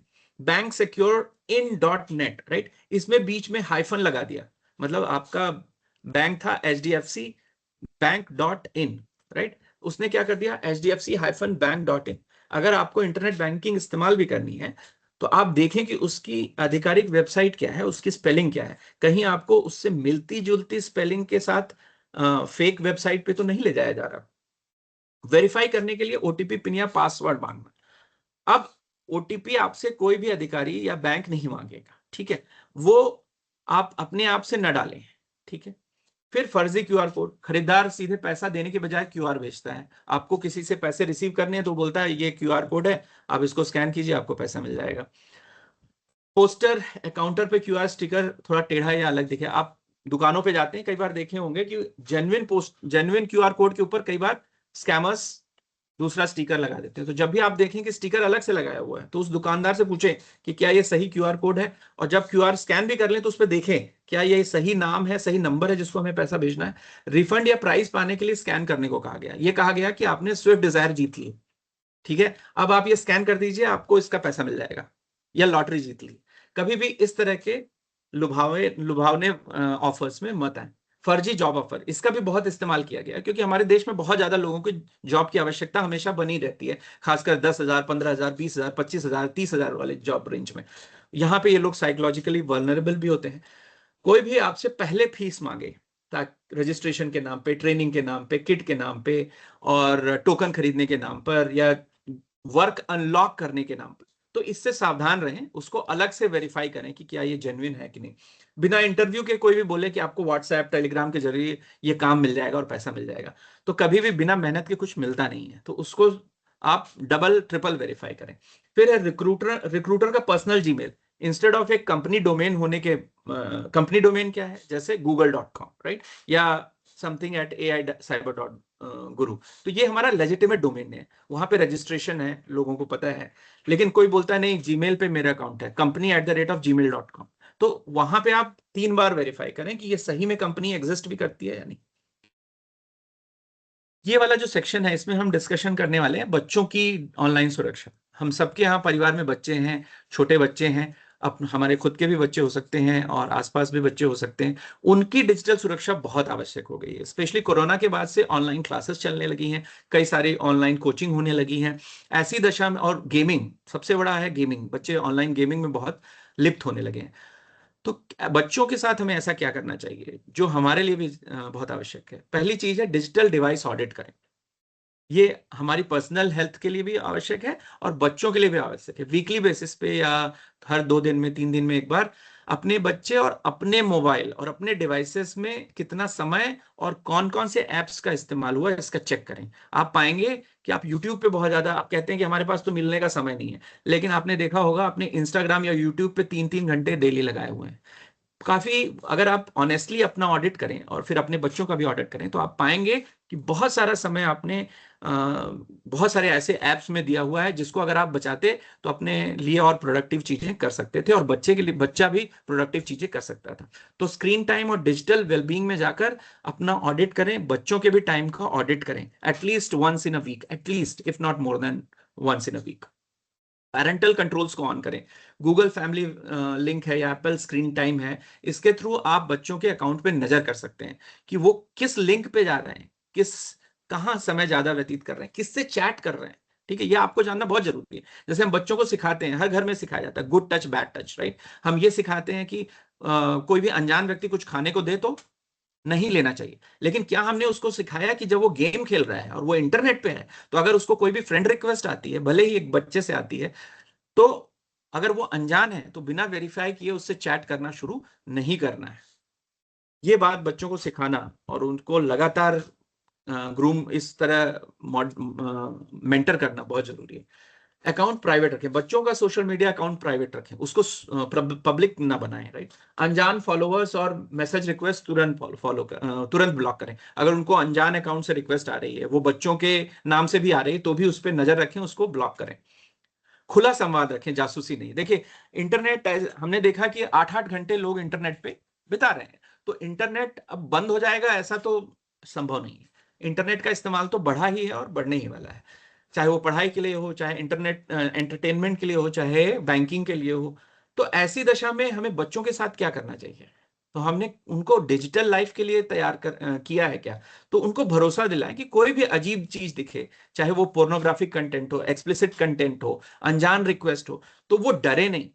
उनके पास इतना कॉन्फिडेंस होना चाहिए कि वो आपसे आकर बात कर सकें, चाहे वो पेरेंट्स से कर सकें या किसी बड़े भाई से कर सकें, जिससे भी तो ये ट्रस्टेड रिलेशन होना बहुत जरूरी है। ये इसलिए क्रिटिकल है क्योंकि जब बच्चे बच्चे भावनात्मक रूप से बहुत कमजोर होते हैं, राइट, बहुत कोमल होते हैं, और जब उनको पता नहीं चलता है कि ये मैंने गलती कर दी है, वो अपने आप को गिल्टी मानते हैं। सो ऐसी दिशा में कुछ बच्चों ने सुसाइड्स भी किए हुए हैं। आपने न्यूज में भी देखा होगा, कई बच्चों ने सुसाइड्स भी कर लिए हुए हैं। ऐसा सुसाइड क्यों हुआ? क्योंकि हमने उनके लिए मैकेनिज्म नहीं बनाया होगा कि वो खुल के बात कर सकें। हमने उन्हें डांट दिया हर बात के लिए, तो वो बात नहीं करना चाहते कि मुझे डांट पड़ जाएगी। तो एटलीस्ट उनके पास एक ऐसा सेफ मैकेनिज्म होना चाहिए कि अगर उनको इस तरह की परेशानी आ भी गई, जो कि लाइकली है आ सकती है, आप रोक नहीं सकते, आप डिजिटल माध्यम को तो रोक नहीं सकते।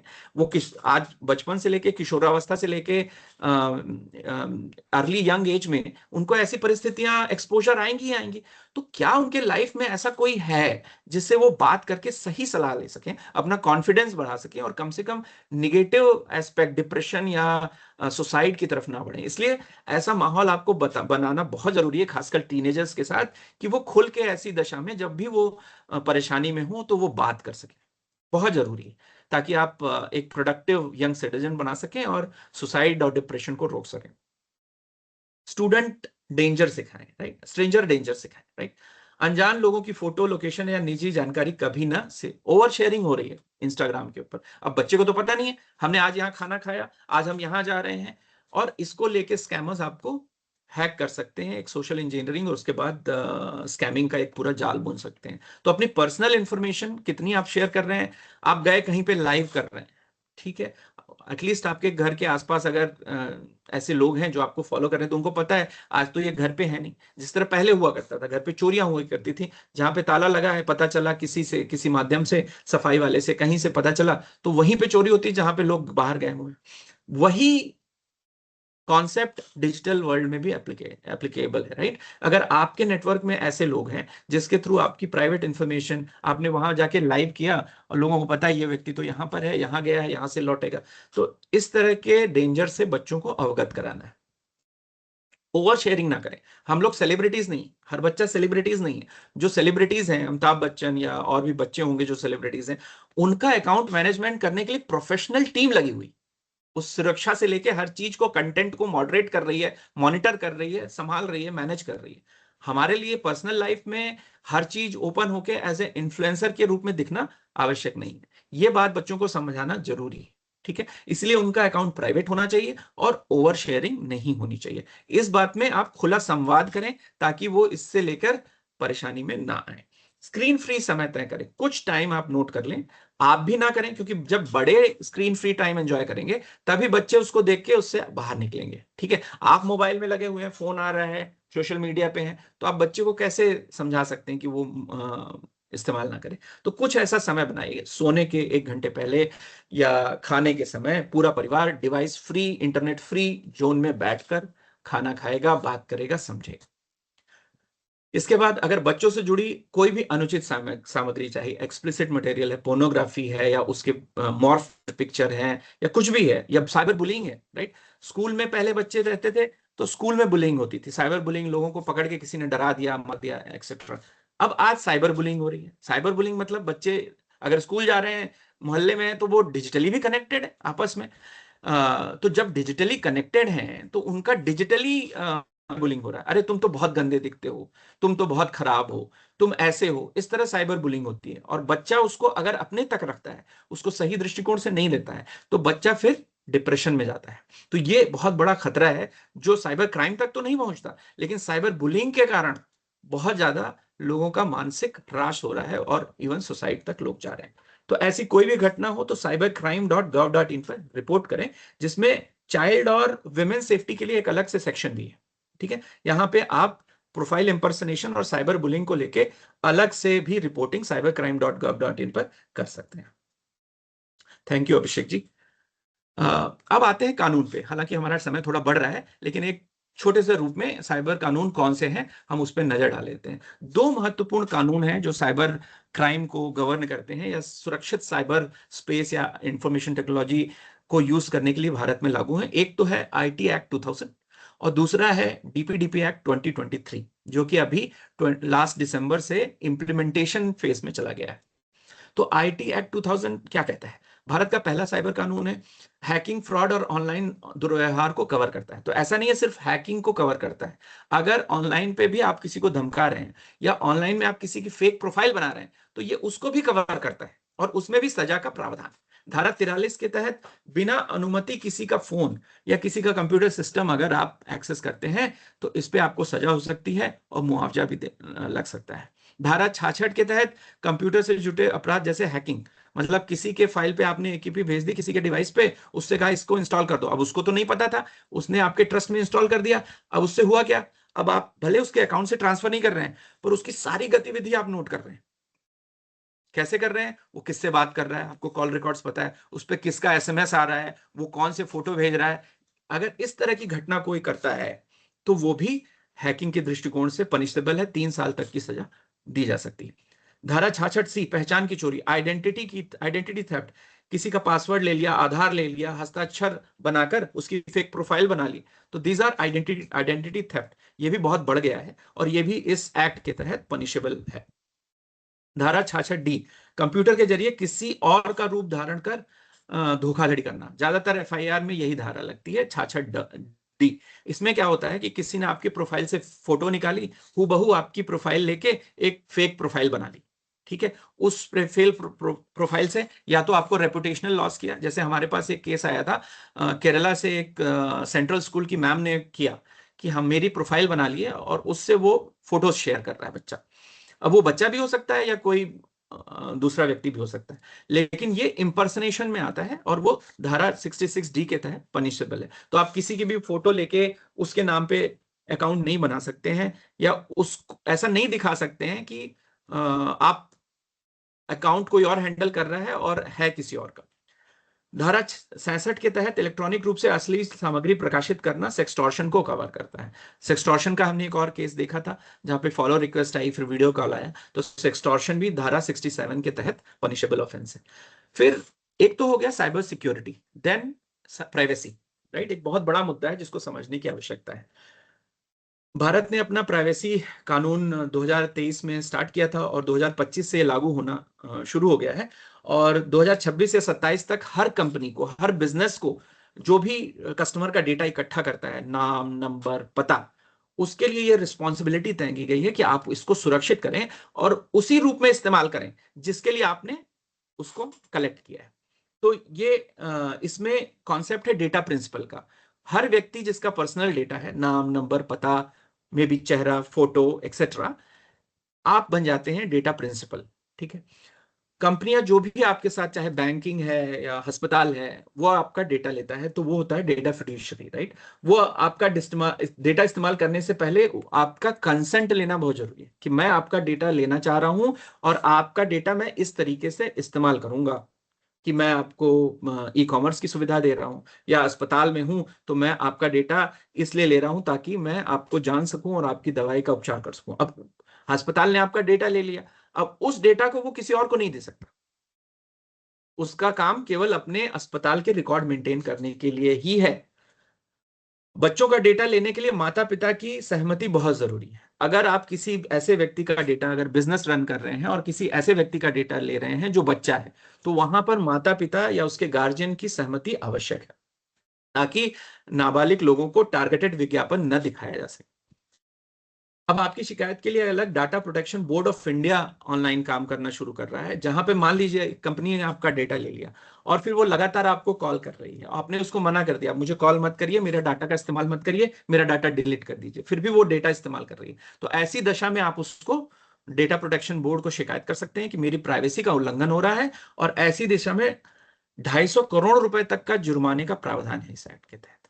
तो जो भी बिजनेस, जो भी एंटिटी इस तरह की प्राइवेसी वायलेशन में पाई जाएंगी, उनको पर 250 करोड़ तक का जुर्माना हो सकता है। ये जीडीपीआर है, यूरोपियन यूनियन का ऐसा ही एक लॉ है, जो कि स्ट्रिक्ट लॉ बहुत पहले आया था, general data protection regulation, GDPR. उसमें भी इसी तरह के बहुत स्ट्रिक्टर फाइनेंशियल पेनल्टी का प्रावधान था। उसी तर्ज पे डीपीडीपी एक्ट, जो अब हमारा भारत का स्वयं का लॉ बन गया है, उसके तहत भी बहुत ज्यादा कड़े फाइनेंशियल जुर्माने का प्रावधान किया गया है। इसलिए अगर आप कोई एंटिटी चला रहे हैं, स्कूल चला रहे हैं या अस्पताल चला रहे हैं, आप जो भी डेटा इकट्ठा कर रहे हैं, उस डेटा की सुरक्षा की जिम्मेदारी, और बिना प्रिंसिपल, डेटा प्रिंसिपल मतलब जिसका डेटा है उसकी सहमति के बिना उस डेटा को किसी और से शेयर करने की पूरी जिम्मेदारी आपके ऊपर आ जाती है। हाँ, हमने काफी चीजें डिस्कस करी, तो अब देखते हैं कि इमरजेंसी अगर हो ही जाए, क्योंकि कितनी भी सुरक्षित तरीके से गाड़ी चला लें, कभी रोड की खराबी के कारण या कभी किसी और की गलती के कारण एक्सीडेंट तो हो ही सकता है। तो हम ऐसी दशा में क्या करें? सबसे पहली बात है, रुके। हमने देखा कि ज्यादातर केसेस में ये साइकोलॉजिकल ज्यादा है, टेक्नोलॉजिकल उसके बाद है। तो ऐसी दशा में क्या करें? हमें पॉज लेना है। धमकी मिलने पर और पैसे ट्रांसफर तुरंत ना कर दें, ओटीपी ना दें, पहले तो कॉल को काट दें, बिना कुछ सोचे उस कॉल को काट दें। क्योंकि अगर जेन्युइन होगा तो दोबारा कॉल आएगी, या आप उसको जाके दूसरे माध्यम से उसको अप्रोच कर सकते हैं। कोई भी जेन्युइन व्यक्ति इसलिए आपको परेशान नहीं करेगा कि आपने एक बार कॉल काट ली है, तो उस कॉल को तुरंत काट दें। दूसरा, 1930 पर कॉल करें। इस नंबर को नोट कर लें, यह मिनिस्ट्री ऑफ होम अफेयर्स का नंबर है, जो सारे भारत में फ्रीली काम करता है। ये साइबर क्राइम हेल्पलाइन के रूप में काम करता है। यहां पे तुरंत अपने फ्रॉड को, अपने सिचुएशन को डिस्क्राइब करें। तीसरा, अपने बैंक को बताएं। अगर फाइनेंशियल ट्रांजैक्शन है तो तुरंत बैंक को इन्फॉर्म करें कि मेरा डेबिट कार्ड, मेरा क्रेडिट कार्ड या मेरा अकाउंट कॉम्प्रोमाइज हुआ है, इसको फ्रीज कर दें। और आरबीआई भी यही कहता है कि जितना जल्दी आप इन्फॉर्म करते हैं, विद इन टाइम लिमिट अगर इन्फॉर्म करते हैं, तो जिम्मेदारी आपसे ज्यादा बैंक की हो जाती है कि अगर पैसा निकल भी गया है तो बैंक की जिम्मेदारी है कि वो उसे आपको वापस दिलाए। तो आरबीआई के फ्रेमवर्क में, जो हमने डिटेल्स में यहां कवर नहीं किया, लेकिन आरबीआई भी यही मैंडेट करता है कि एज सुन एज आपको पता चलता है, तुरंत आप साइबर हेल्पलाइन और बैंक को तुरंत सूचना दे दें। चौथा, सबूत सुरक्षित रखें। जहां भी चैट हुई है उसका स्नैपशॉट ले लें, उसका रिकॉर्ड ले लें। यूपीआई आईडी को तुरंत ब्लॉक कर दें, ट्रांजैक्शन आईडी नोट कर लें या स्नैपशॉट ले लें, और कॉलर नंबर, जहां से भी कॉल आया है, मैसेज आया, उसका स्नैपशॉट ले लें, ताकि उसका डिटेल्स फॉरेंसिक्स के लिए अवेलेबल हो सके। cybercrime.gov.in पे शिकायत करें। अब हमने 1930 पे तो कॉल कर दिया था, वो तो इमीडिएट किया था, लेकिन आपने ये जो साक्ष्य इकट्ठे किए वो तो आप कॉल पे नहीं शेयर कर सकते, राइट? तो आपको cybercrime.gov.in पे लॉगिन करना है, अपना केस ओपन करना है, और उसमें ये सारे साक्ष्य, सारे स्क्रीनशॉट, सारे डिटेल्स उसमें अपलोड कर देने, और तुरंत नंबर को ब्लॉक कर देना है और रिपोर्ट कर देना है। ये 6 स्टेप आपको with in half an hour करना है। इसके बाद और स्टेप्स हैं, जैसे आप एफआईआर दर्ज करें। हो सकता है पुलिस एफआईआर दर्ज ना करे, तो उसमें आप एफआईआर दर्ज कैसे कर सकते हैं, उसका साधन किसी वकील से समझ के लिखें, उनको राइटिंग में दें, स्पीड पोस्ट से भेजें, या एसपी को लिख कर दें, या लीगल एडवाइजर इसमें ज्यादा बता सकते हैं कि आप जज के पास जा सकते हैं। सीआरपीसी के धाराओं के तहत जज के पास बोल सकते हैं कि ना तो एसएचओ ने मेरी कंप्लेन लिखी, ना एसपी ने लिखी, आप उसको डायरेक्ट करें कि मेरी कंप्लेन एफआईआर में कन्वर्ट की जाए। क्योंकि यहाँ पे जो हम 1930 पे कर रहे हैं, साइबर क्राइम पे कर रहे हैं, हम ये उनको सिर्फ इंफॉर्मेशन दे रहे हैं। कोई भी चीज, क्राइम जब होता है, उसका एकमात्र रेफरेंस पॉइंट है वो एफआईआर। तो उसको एफआईआर में कन्वर्ट करना बहुत जरूरी है, और एफआईआर बहुत आसानी से रजिस्टर नहीं होता है, उसके लिए आपको थोड़ा मेहनत करनी पड़ेगी। अब हम जानते हैं कि अक्सर कौन से सवाल हर किसी के मन में आते हैं, राइट? अगर मुझे शक हो कि कोई कॉल फ्रॉड है तो मैं क्या करूं? बहुत सिंपल सा जवाब है, कॉल काट दें। आपको लग रहा है फर्जी है, कॉल काट दें, वहीं से आप बच जाएंगे। बैंक एजेंसी के आधिकारिक नंबर पर खुद कॉल करें। तो जो उनके आधिकारिक वेबसाइट है, वहां पे कॉल सेंटर का नंबर होगा, आप इंडिपेंडेंटली जाके उनको कॉल कर सकते हैं। तो इमीडिएटली कॉल काट दें। अगर डिजिटल अरेस्ट का आ रहा है, कॉल काट दें, क्या होगा? कुछ नहीं होगा। फिर 1930 पर कॉल करना फ्री है? हाँ, बिल्कुल फ्री है। ये भारत सरकार का राष्ट्रीय साइबर क्राइम हेल्पलाइन है। मिनिस्ट्री ऑफ होम अफेयर्स इसको मैनेज करता है, पूरी तरीके से फ्री है, इसमें कोई पैसा नहीं देना है। आपकी शिकायत दर्ज करनी है, उसको मैनेज करने के लिए कोई किसी तरह का पेमेंट नहीं करना। मुझे कैसे पता चलेगा कि मेरा डाटा लीक हो गया है, राइट? असामान्य लॉगिन अलर्ट, आपको बहुत ज्यादा कई बार लॉगिन अलर्ट आ रहा है, यहां से लॉगिन हुआ, वहां से लॉगिन हुआ। अनजान ट्रांजैक्शन या पासवर्ड ना चलना, कई बार आपने देखा कि आपका पासवर्ड चल ही नहीं रहा है, हो सकता है हैकर ने उसको चेंज, स्कैमर ने उसको चेंज कर दिया हो। ऐसे संकेतों पर ध्यान दें और तुरंत पासवर्ड बदल लें। राइट। क्या यूपीआई में से गई हुई रकम वापस मिल सकती है? मतलब अगर हमारे साथ ऐसा हो भी गया किसी के साथ कि यूपीआई पे हमने रकम भेज दी है, तो अगर आप कुछ ही घंटों में 1930 में रिपोर्ट करते हैं तो बैंक अक्सर पैसा फ्रीज कर देता है, जहां पे भी वो रिसीव हुआ है उस अकाउंट को फ्रीज कर दिया जाता है, और आपकी पैसा वापस मिलने की संभावना बढ़ जाती है। तो इसमें टाइमिंग बहुत इंपॉर्टेंट है। जैसे ही आपको रियलाइज होता है कि आपका पैसा ट्रांसफर हुआ है, इमीडिएटली 1930 पे इन्फॉर्म करें। वो टीम वहां से, जहां पे रिसीव हुआ है, जहां जहां वो पैसा उस ट्रैवल किया है जिस अकाउंट से, उन सबको फ्रीज करने का काम 1930 की टीम, साइबर क्राइम की टीम करेगी। क्या सिर्फ बुजुर्ग बुजुर्ग ही स्कैम के शिकार होते हैं? नहीं, पढ़े लिखे प्रोफेशनल्स, छात्र और युवा भी बड़ी संख्या में शिकार हो रहे हैं। हर व्यक्ति जो डिजिटल मीडिया यूज कर रहा है, डिजिटल प्लेटफॉर्म्स यूज कर रहा है, उसके साथ ये हो सकता है। सावधानी हटी और डिजिटल वर्ल्ड में दुर्घटना घटी। क्या मैं किसी और की तरफ से शिकायत दर्ज कर सकता हूँ? मेरे साथ नहीं हुआ, किसी और के साथ हुआ है, क्या मैं उसके बिहाफ पे शिकायत दर्ज कर सकता हूँ? हाँ, अगर पीड़ित आपका परिवार या परिचित है तो आप उनकी मदद से cybercrime.gov.in पर शिकायत दर्ज करवा सकते हैं। आपको पता है, आपको जानकारी है, उनको पता नहीं है, हो सकता है आपके यहाँ जो काम करने आते हैं उनके साथ ये घटना हो जाए। मोबाइल तो वो इस्तेमाल करते हैं पर इंटरनेट पे नहीं है, तो आप उनकी मदद करने के लिए वहां पे उनके बिहाफ पे शिकायत दर्ज कर सकते हैं। प्लीज टाइप योर क्वेश्चंस, आप अपना क्वेश्चन डाल सकते हैं।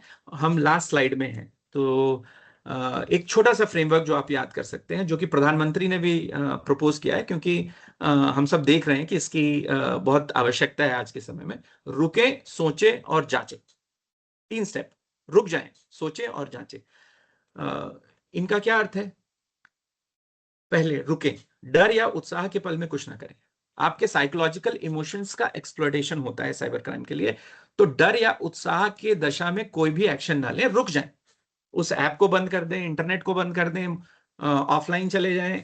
कोई भी असली जरूरत इतनी जल्दी पूरी नहीं होती है, तो रुकना बहुत आवश्यक है, एक पॉज लेना बहुत आवश्यक है। ज्यादातर क्राइम में लोग रुके ही नहीं, जैसे ही उनको विक्टिम बनाया गया उन्होंने वो एक्शन ले लिया जैसा विक्टिम चाहता था।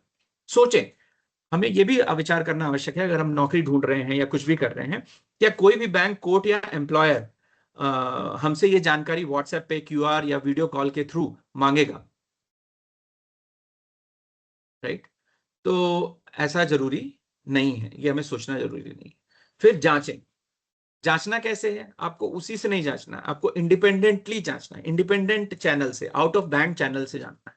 अगर मैं कोई बात कह रहा हूं तो आप सिर्फ मेरे कहने पे मत जांच लीजिए, आप उसको आधिकारिक तौर पर, अच्छा गवर्नमेंट ऑफ इंडिया की ये वेबसाइट है, ये जानकारी सही में है या नहीं, ये व्यक्ति जेन्युइन है कि नहीं, उसको आप अलग से जांचें। सो रुके, सोचे और जांचे, अगर हम इसका पालन करते हैं डिजिटल वर्ल्ड में, तो डेफिनेटली हम बहुत सारे साइबर क्राइम को रोक सकते हैं। मयंक जी का कहना है कि 112 पर भी ऐसा होता है। आप 112 पे या ईएफआई पर जा सकते हैं, बट जो हमारा अभी फ्रेमवर्क है, जैसे महाराष्ट्र के भी एक केस में हम लोगों ने भी थोड़ा उनको असिस्ट किया। हर स्टेट पुलिस अपना एक मैकेनिज्म बना के रखती है, लेकिन ये जान लीजिए कि ज्यादातर ये क्राइम्स जो होते हैं वो इंटर स्टेट होते हैं, केवल एक स्टेट। ऐसा नहीं है कि मैं यूपी में बैठा हूं तो जो हमारा क्रिमिनल है वो भी यूपी में बैठा हुआ है। राइट। वो हो सकता है साउथ इंडिया में बैठा हो, वो हो सकता है बिहार में बैठा हो, बाहर भी बैठा हो सकता है, देश के बाहर भी हो सकता है। तो ऐसी दशा में जो हमने फ्रेमवर्क सुझाया 1930 का, ठीक है, 1930 पर कॉल करना और cybercrime.gov.in पे कॉल करना, क्योंकि ये सेंट्रल मैकेनिज्म है इंडिया लेवल पे। इसके बाद पे आप एफआईआर करें, लोकल पुलिस को इन्वॉल्व करें, लोकल साइबर थाना के पास जाएं, बिल्कुल सही स्टेप है। लेकिन with in half an hour सबसे पहले 1930 और cybercrime.gov.in पे जाना बहुत क्रिटिकल है, और ये पहला स्टेप होना चाहिए। क्योंकि आपको ये नहीं पता ना कि स्कैमर कितना बड़ा है, किस किस लोकेशन पे है, देश में है, देश के बाहर है। तो इसके लिए जो मिनिस्ट्री ऑफ होम अफेयर्स का जो ये प्लेटफॉर्म है, इस पे तुरंत जाना बहुत आवश्यक है। अगर आप लोकल पुलिस के पास गए कि मैं वहां साइबर थाने में जानता हूं किसी को, वहां पे जाके मैं बता देता हूं, जाइए। लेकिन इस प्रक्रिया को अपनाने के बाद cybercrime.gov.in पे अपना रजिस्टर करके उसका रेफरेंस नंबर लेने के बाद जहां जाना है जाइए, और एफआईआर जरूर दर्ज कराइए। लेकिन एफआईआर आधे घंटे में नहीं होती, एफआईआर दर्ज कराने में कई बार हफ्तों लग जाते हैं। इसलिए सबसे पहले इस स्टेप को लेना बहुत जरूरी है, चाहे आप एमपी में हो, यूपी में हो, महाराष्ट्र में हो। लास्ट में, ठीक है, 1930 को याद रखिए, ठीक है। यहाँ पे कॉल करके आप साइबर क्राइम हेल्प ले सकते हैं। cybercrime.gov.in, ये मिनिस्ट्री ऑफ होम अफेयर्स का इसी टीम का पोर्टल है। यहाँ पे आप शिकायत दर्ज कर सकते हैं, अपनी आधिकारिक शिकायत दर्ज कर सकते हैं, आपको प्रॉपर कंप्लेन नंबर मिलेगा। मेरे बारे में जानना है तो आप लिंक्डइन पे मुझे सर्च कर सकते हैं, हमें कोई और ईमेल भेजना है, हमसे जानकारी चाहिए तो ले सकते हैं। और मैं धन्यवाद देना चाहूँगा अनाया फाउंडेशन का, जिन्होंने इस वेबिनार को आयोजित किया। होपफुली हमने कुछ आपको अच्छी जानकारी दी होगी। और अंत में मैं ये कहना चाहूँगा, ज़्यादातर साइबर क्राइम बेहतर टेक्नोलॉजी से नहीं रुकता है। ये तब रुकता है जब कोई एक इंसान 10 सेकंड के लिए रुक जाता है, राइट? जो कि फ्रेमवर्क हमने डिस्कस किया, रुकें, सोचें और जांचें। अगर ये मेंटल मॉडल आप यूज करेंगे डिजिटल वर्ल्ड में, तो आप बहुत सारे साइबर क्राइम को होने से और खुद भी साइबर स्कैम के विक्टिम होने से अपने आप को बचा सकेंगे। I think we have covered everything. अगर कोई क्वेश्चन है लास्ट तो प्लीज आप टाइप कर दें, we can discuss that. Anybody wants to speak, कोई कुछ बोलना चाहता है तो वो रेज हैंड्स कर सकते हैं। मयंक, मयंक आप कुछ बोलना चाहेंगे? I am giving you mic permission. Hmm, uh, अच्छा प्रेजेंटेशन था, पूरी की पूरी आपने बेसिक्स में बहुत ही डेप्थ में कवर किया। और जो भी फर्स्ट आपने जैसे बोला, पहले रोकें फिर सोचें फिर आप अपना फर्स्ट एक्शन ले, तो वो बहुत ही जरूरी है। और या हर जगह आपको केयरफुल रहना है, क्योंकि सोशल मीडिया पे आजकल एडिक्टिव बहुत ज्यादा है, और बच्चे एज वेल एज बुजुर्ग भी उसका शिकार बन जाते हैं। तो चेतन्य रहना है हमें। बिल्कुल, धन्यवाद मयंक। तो आई होप दिस फ्रेमवर्क आपने खुद भी अगर जाना है, आप सबने जाना है, तो मैं ये रिक्वेस्ट करूंगा कि आप स्क्रीनशॉट भी ले सकते हैं और अपने फैमिली मेंबर्स को, पेरेंट्स को, चाचा को, चाची को, जो भी लोग आजकल हर कोई डिजिटल एनवायरनमेंट में, तो उनको इससे जागरूक करें कि डीप फेक से कैसे बचना है, या अगर हो जाए तो क्या एक्टिविटी करनी है। आकाश, आप कुछ बोलना चाह रहे हैं? धन्यवाद सोमेन जी, आपने बहुत महत्वपूर्ण जानकारियां आज बताई। मैं भी बहुत सारी चीजें नहीं जानता था। एक्चुअल में जो मुझे लगता है, चूंकि मैं वित्तीय क्षेत्र में सेवा करता हूं, कि बहुत सारी चीजें, हर समाधान एक समस्या तो लेकर आता है। तो जैसे इंटरनेट भी एक समाधान भी है, समस्या भी है, विज्ञान वरदान भी है, अभिशाप भी है। तो इंटरनेट जो जो सुविधा दे रहा है, ये खेलना, मनोरंजन करना, बैंकिंग करना, अपनी सारी क्रिएटिविटी, लग रहा है कुछ दिन में इंटरनेट ही गेहूं चावल भी उगाएगा, ऐसा कभी कभी लगने लगता है। तो इसके जो नेगेटिव वाले पोर्शन है, जिसको आपने पूरी तरह से भी बताया, तो ये बहुत महत्वपूर्ण चीज है। सरकार अभी इस मामले में बहुत ही स्लो है। मैं आपसे एक छोटी सी घटना डिस्कस करूंगा, जो मेरे बहुत ही अच्छे मित्र के साथ घटी। कि इसको आपने शायद आज कवर इस तरह से नहीं किया। मैं बताता हूँ उनके साथ हुआ क्या, 1 मिनट भी नहीं लगेगा। हमारे मित्र प्रॉपर्टी का काम करते हैं, पॉलिटिकली एक्टिव रहते हैं थोड़ा सा। तो काम है उनकी, दो दो फोन यूज करते हैं। तो उनका एक फोन में एक नंबर उनका अचानक बंद हो गया। हम लोग लगाते रहे, हाँ, फोन नहीं लगा, वो बात करने के लिए दूसरे नंबर से बात कर लिए। अच्छा, वो भी ध्यान नहीं दिए कि मेरा ये फोन बंद है, ये नंबर हाँ, बंद है, मतलब इस नंबर पे कॉल आ नहीं रहा है। करीब जब 2-3 दिन हो गया, तीसरे दिन उनको ये समझ में आई बात। हमारे ही जैसे लोग जब फोन करे, बोले तुम्हारा वो नंबर लग नहीं रहा, नंबर लग नहीं रहा। तो बोला ऐसे तो संभव नहीं है। तो जब उसने तब ध्यान दिया, तब तक में उसकी उस सिम की क्लोनिंग और पता नहीं क्या क्या हो चुका था, और उसके उस मुख्य खाते से 5 लाख रुपए चले गए। 5 लाख रुपया गया। कुल मिला के ये समझ में आया कि वो सब वही नंबर कहीं दूसरे तरीके से कोई यूज कर रहा था, ओटीपी और जो भी बैंक वगैरह से उसको लेना देना हुआ। और काफी प्रभावशाली आदमी थे वो, तत्काल प्रभाव से यहाँ पर ये सब किए। और मतलब ये बात है कम से कम 5 से 6 महीने हो गए। ये तो हुआ कि चूंकि इसमें सीधे डिप्टी मिनिस्टर लेवल के लोग इन्वॉल्व हुए, तो वो पैसा होल्ड तो हो गया, वो हम्म। जिस अकाउंट में गया था वहां होल्ड हो गया, पर टिल टुडे वो पैसा उनको अभी तक वापस नहीं मिल पाया है। हाँ, ये तो मतलब हाँ, बहुत बड़ी तो समस्या है। जो सिम क्लोनिंग के हमने कोई केस नहीं लिया सिम क्लोनिंग का, बट सिम क्लोनिंग की हम लोगों ने चर्चा करी थी। तो सिम क्लोनिंग एक बहुत बड़ी समस्या भी है। अगर आपका फोन अचानक से, स्पेशली बैंक से जुड़ा हुआ अकाउंट अचानक से बंद हो जाता है और आपके आसपास के लोगों का फोन चल रहा है, तो ये भी ध्यान देने की बहुत बड़ी आवश्यकता है। क्योंकि जब सिम क्लोनिंग होती है तो जो भी आपका अकाउंट से रिलेटेड ओटीपीज है वो उसी सिम पे आएगा, और उस सिम का इस्तेमाल करके, क्लोन्ड सिम का इस्तेमाल करके आपका सिम बंद हो जाएगा, आपके सिम पे नेटवर्क नहीं आएगा। लेकिन उस सिम को जिसने क्लोन किया है वहां से के थ्रू आपका पूरा अकाउंट, पूरा बैंक अकाउंट, यूपीआई कंट्रोल करके आपके साथ फ्रॉड हो सकता है। तो ये सजग रहना आवश्यक है कि अगर आपका मोबाइल बैंकिंग है और आपके जो भी रजिस्टर्ड नंबर है वो अचानक से न चला जाए। हो सकता है कि नेटवर्क के डाउन होने से चला गया है, तो ऐसी दशा में सबका होगा, आपके आसपास सबका फोन नंबर बंद होगा। लेकिन अगर आप ये देख रहे हैं आप ही का नंबर बंद हुआ है अचानक से, तो बहुत जरूरी है तुरंत सतर्क होना और बैंक को रीच आउट करके उनसे अपने अकाउंट को ब्लॉक कराना, ताकि आपके अकाउंट से पैसा नहीं चले जाए। और जो आपने कहा कि 6 महीने तक अभी पैसा वापस नहीं आया है, सबसे बड़ी समस्या भारत में यही है कि हर चीज, ये जो आपराधिक हैं वो बिना एफआईआर के सॉल्व नहीं होते।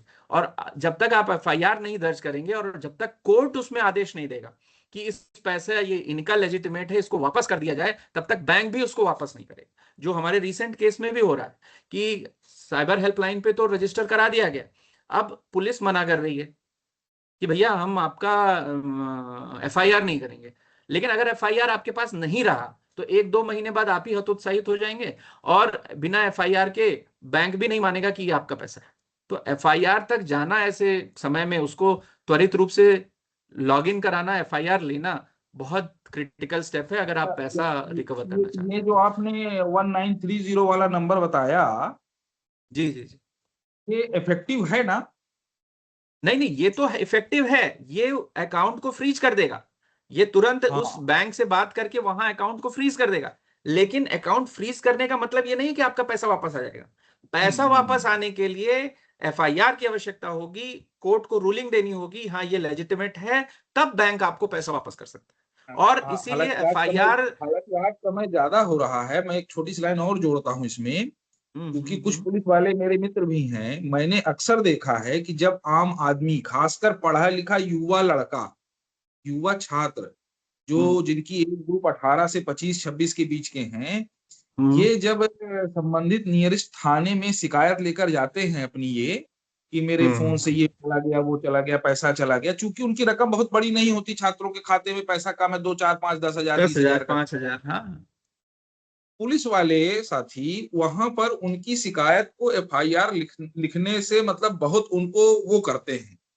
अभी ये बहुत बड़ी समस्या है। जो अभी मैंने एक एग्जांपल दिया, हमारे एक बहुत सीनियर हैं जो इंजीनियरिंग कॉलेज के बहुत सीनियर है, 1989 बैच के हैं, उनसे चर्चा हो रही थी।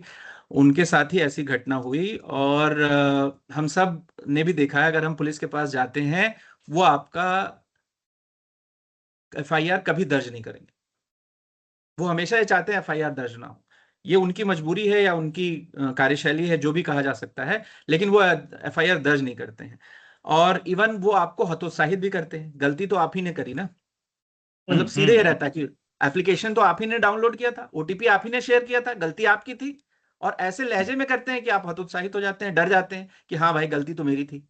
मतलब एक बहुत ही एक्सट्रीम एग्जांपल है, ये वही बात हो गई कि कोई गया सुनसान रास्ते पे और उसके साथ कोई घटना हो गई, तो उससे ये कहा जाए अरे तुम रात को 12 बजे सुनसान रास्ते पे क्यों गए, गलती तुम्हारी है, चोर की नहीं गलती है। तो ये तरीका हमारे कार्यशैली में है, सामाजिक कार्यशैली में है। लेकिन इसी से हमें संघर्ष करना है, और एफआईआर करने के बहुत सारे तरीके हैं जो कि कोई भी अच्छा लॉयर आपको एडवाइस कर सकता है। रिटर्न में भेज सकते हैं, आप स्पीड पोस्ट से भेज सकते हैं, एसपी के पास जा सकते हैं, या रेयर केस में अगर ज्यादा अमाउंट है तो आप कोर्ट में जाके भी एफआईआर दर्ज करा सकते हैं, और एफआईआर दर्ज होने के बाद ही क्राइम माना जाएगा। 1930 पे कराने से बेनिफिट होगा, त्वरित कार्रवाई होगी, लेकिन वो फ्रीज करने तक होगी। लेकिन सही में वो क्रिमिनल था, सही में क्राइम था, सही में आपका पैसा लेजिटिमेट तरीके से आप ही का है, ये डिसाइड कौन करेगा? कोर्ट करेगी, और कोर्ट कब करेगी? जब मुकदमा दर्ज होगा, एफआईआर होगी। तो एफआईआर बहुत क्रिटिकल हो जाती है इस केस में। आई थिंक विनय भी कुछ पूछना चाहते हैं। हाँ विनय, आप माइक अनम्यूट करके पूछ सकते हैं या टाइप कर सकते हैं। सोमेन जी नमस्कार। नमस्ते। मैं तो खुद भुक्तभोगी हूँ इस सिम क्लोन का। मेरे से 80,000 रुपए ट्रैवल हो गए थे, लेकिन मुझको दूसरे दिन पता चला हाँ है ना। हाँ पैसे तो मिले नहीं। बैंक वालों ने ये जरूर ढूंढ के बता दिया कि आपको पंजाब इलेक्ट्रिसिटी का पेमेंट हुआ था। खैर हाँ। मैं ये चाह रहा था कि यदि आपका ये वीडियो या ऑडियो शेयर हो जाता तो इसके माध्यम से दूसरे लोगों को भी फायदा होता। डेफिनेटली अभी रिकॉर्डिंग में है ये सेशन, सो जैसे ही कंप्लीट होगा रिकॉर्डिंग की लिंक यूट्यूब पे डाल के आपको शेयर कर दी जाएगी। तो वही मैं कह रहा हूँ कि आपको जो सिस्टम है वो अवॉइड कर, जब आपका ये ट्रांसफर हो गया राइट, बैंक ने आपको जानकारी देके अपनी जिम्मेदारी थोड़ी ना पूरी करी। और बैंक आपको पैसा तब तक नहीं वापस कर सकता था या दिलवा सकता था जब तक कि एफआईआर ना हो। जब एफआईआर होगा उस पे जांच होगी और जांच अधिकारी ये बोलेगा कि हाँ ऐसा हुआ, bank rule sorry court rule करेगा, हाँ ये इनका पैसा इनको वापस कर दिया जाए। जैसे ये जो अभी मैंने केस महाराष्ट्र वाला बताया, इसमें उनका क्रेडिट कार्ड यूज करके इंश्योरेंस का पेमेंट कर दिया गया। अच्छा। जी जी। ठीक है, तो वो पैसा कहीं तो भेजा गया, या तो कई बार तो क्रिप्टो में चेंज कर दिया जाता है, या वाउचर, अमेजन गिफ्ट वाउचर या गिफ्ट वाउचर खरीद लिए जाते हैं। लेकिन किसी भी दशा में अगर मिलना है तो पहले तो आधे घंटे या 1 घंटे जब भी आपको पता चले 1930 और cybercrime.gov.in पे तो करना ही करना है। साथ ही साथ वर्बली भी, अपने इन्फ्लुएंस के थ्रू भी, और लिखित तौर पर साइबर थाने, एसपी, और अगर इनसे भी एफआईआर ना मिले तो सीधे कोर्ट के थ्रू जाकर, सीआरपीसी की एक पर्टिकुलर धारा है, आप समझेंगे, मजिस्ट्रेट के पास जाकर आप एफआईआर खुलवा सकते हैं। जब एफआईआर खुल जाती है तब बैंक की भी जिम्मेदारी हो जाती है, पुलिस की भी जिम्मेदारी हो जाती है कि मेरे साथ घटना मेरी जानकारी के बिना हुई है, मेरे साथ क्राइम हुआ है और इसलिए मुझे इसका रेजोल्यूशन मिलना चाहिए। चलिए, आई थिंक पासवर्ड की तरह सिम हमें, हाँ बताइए।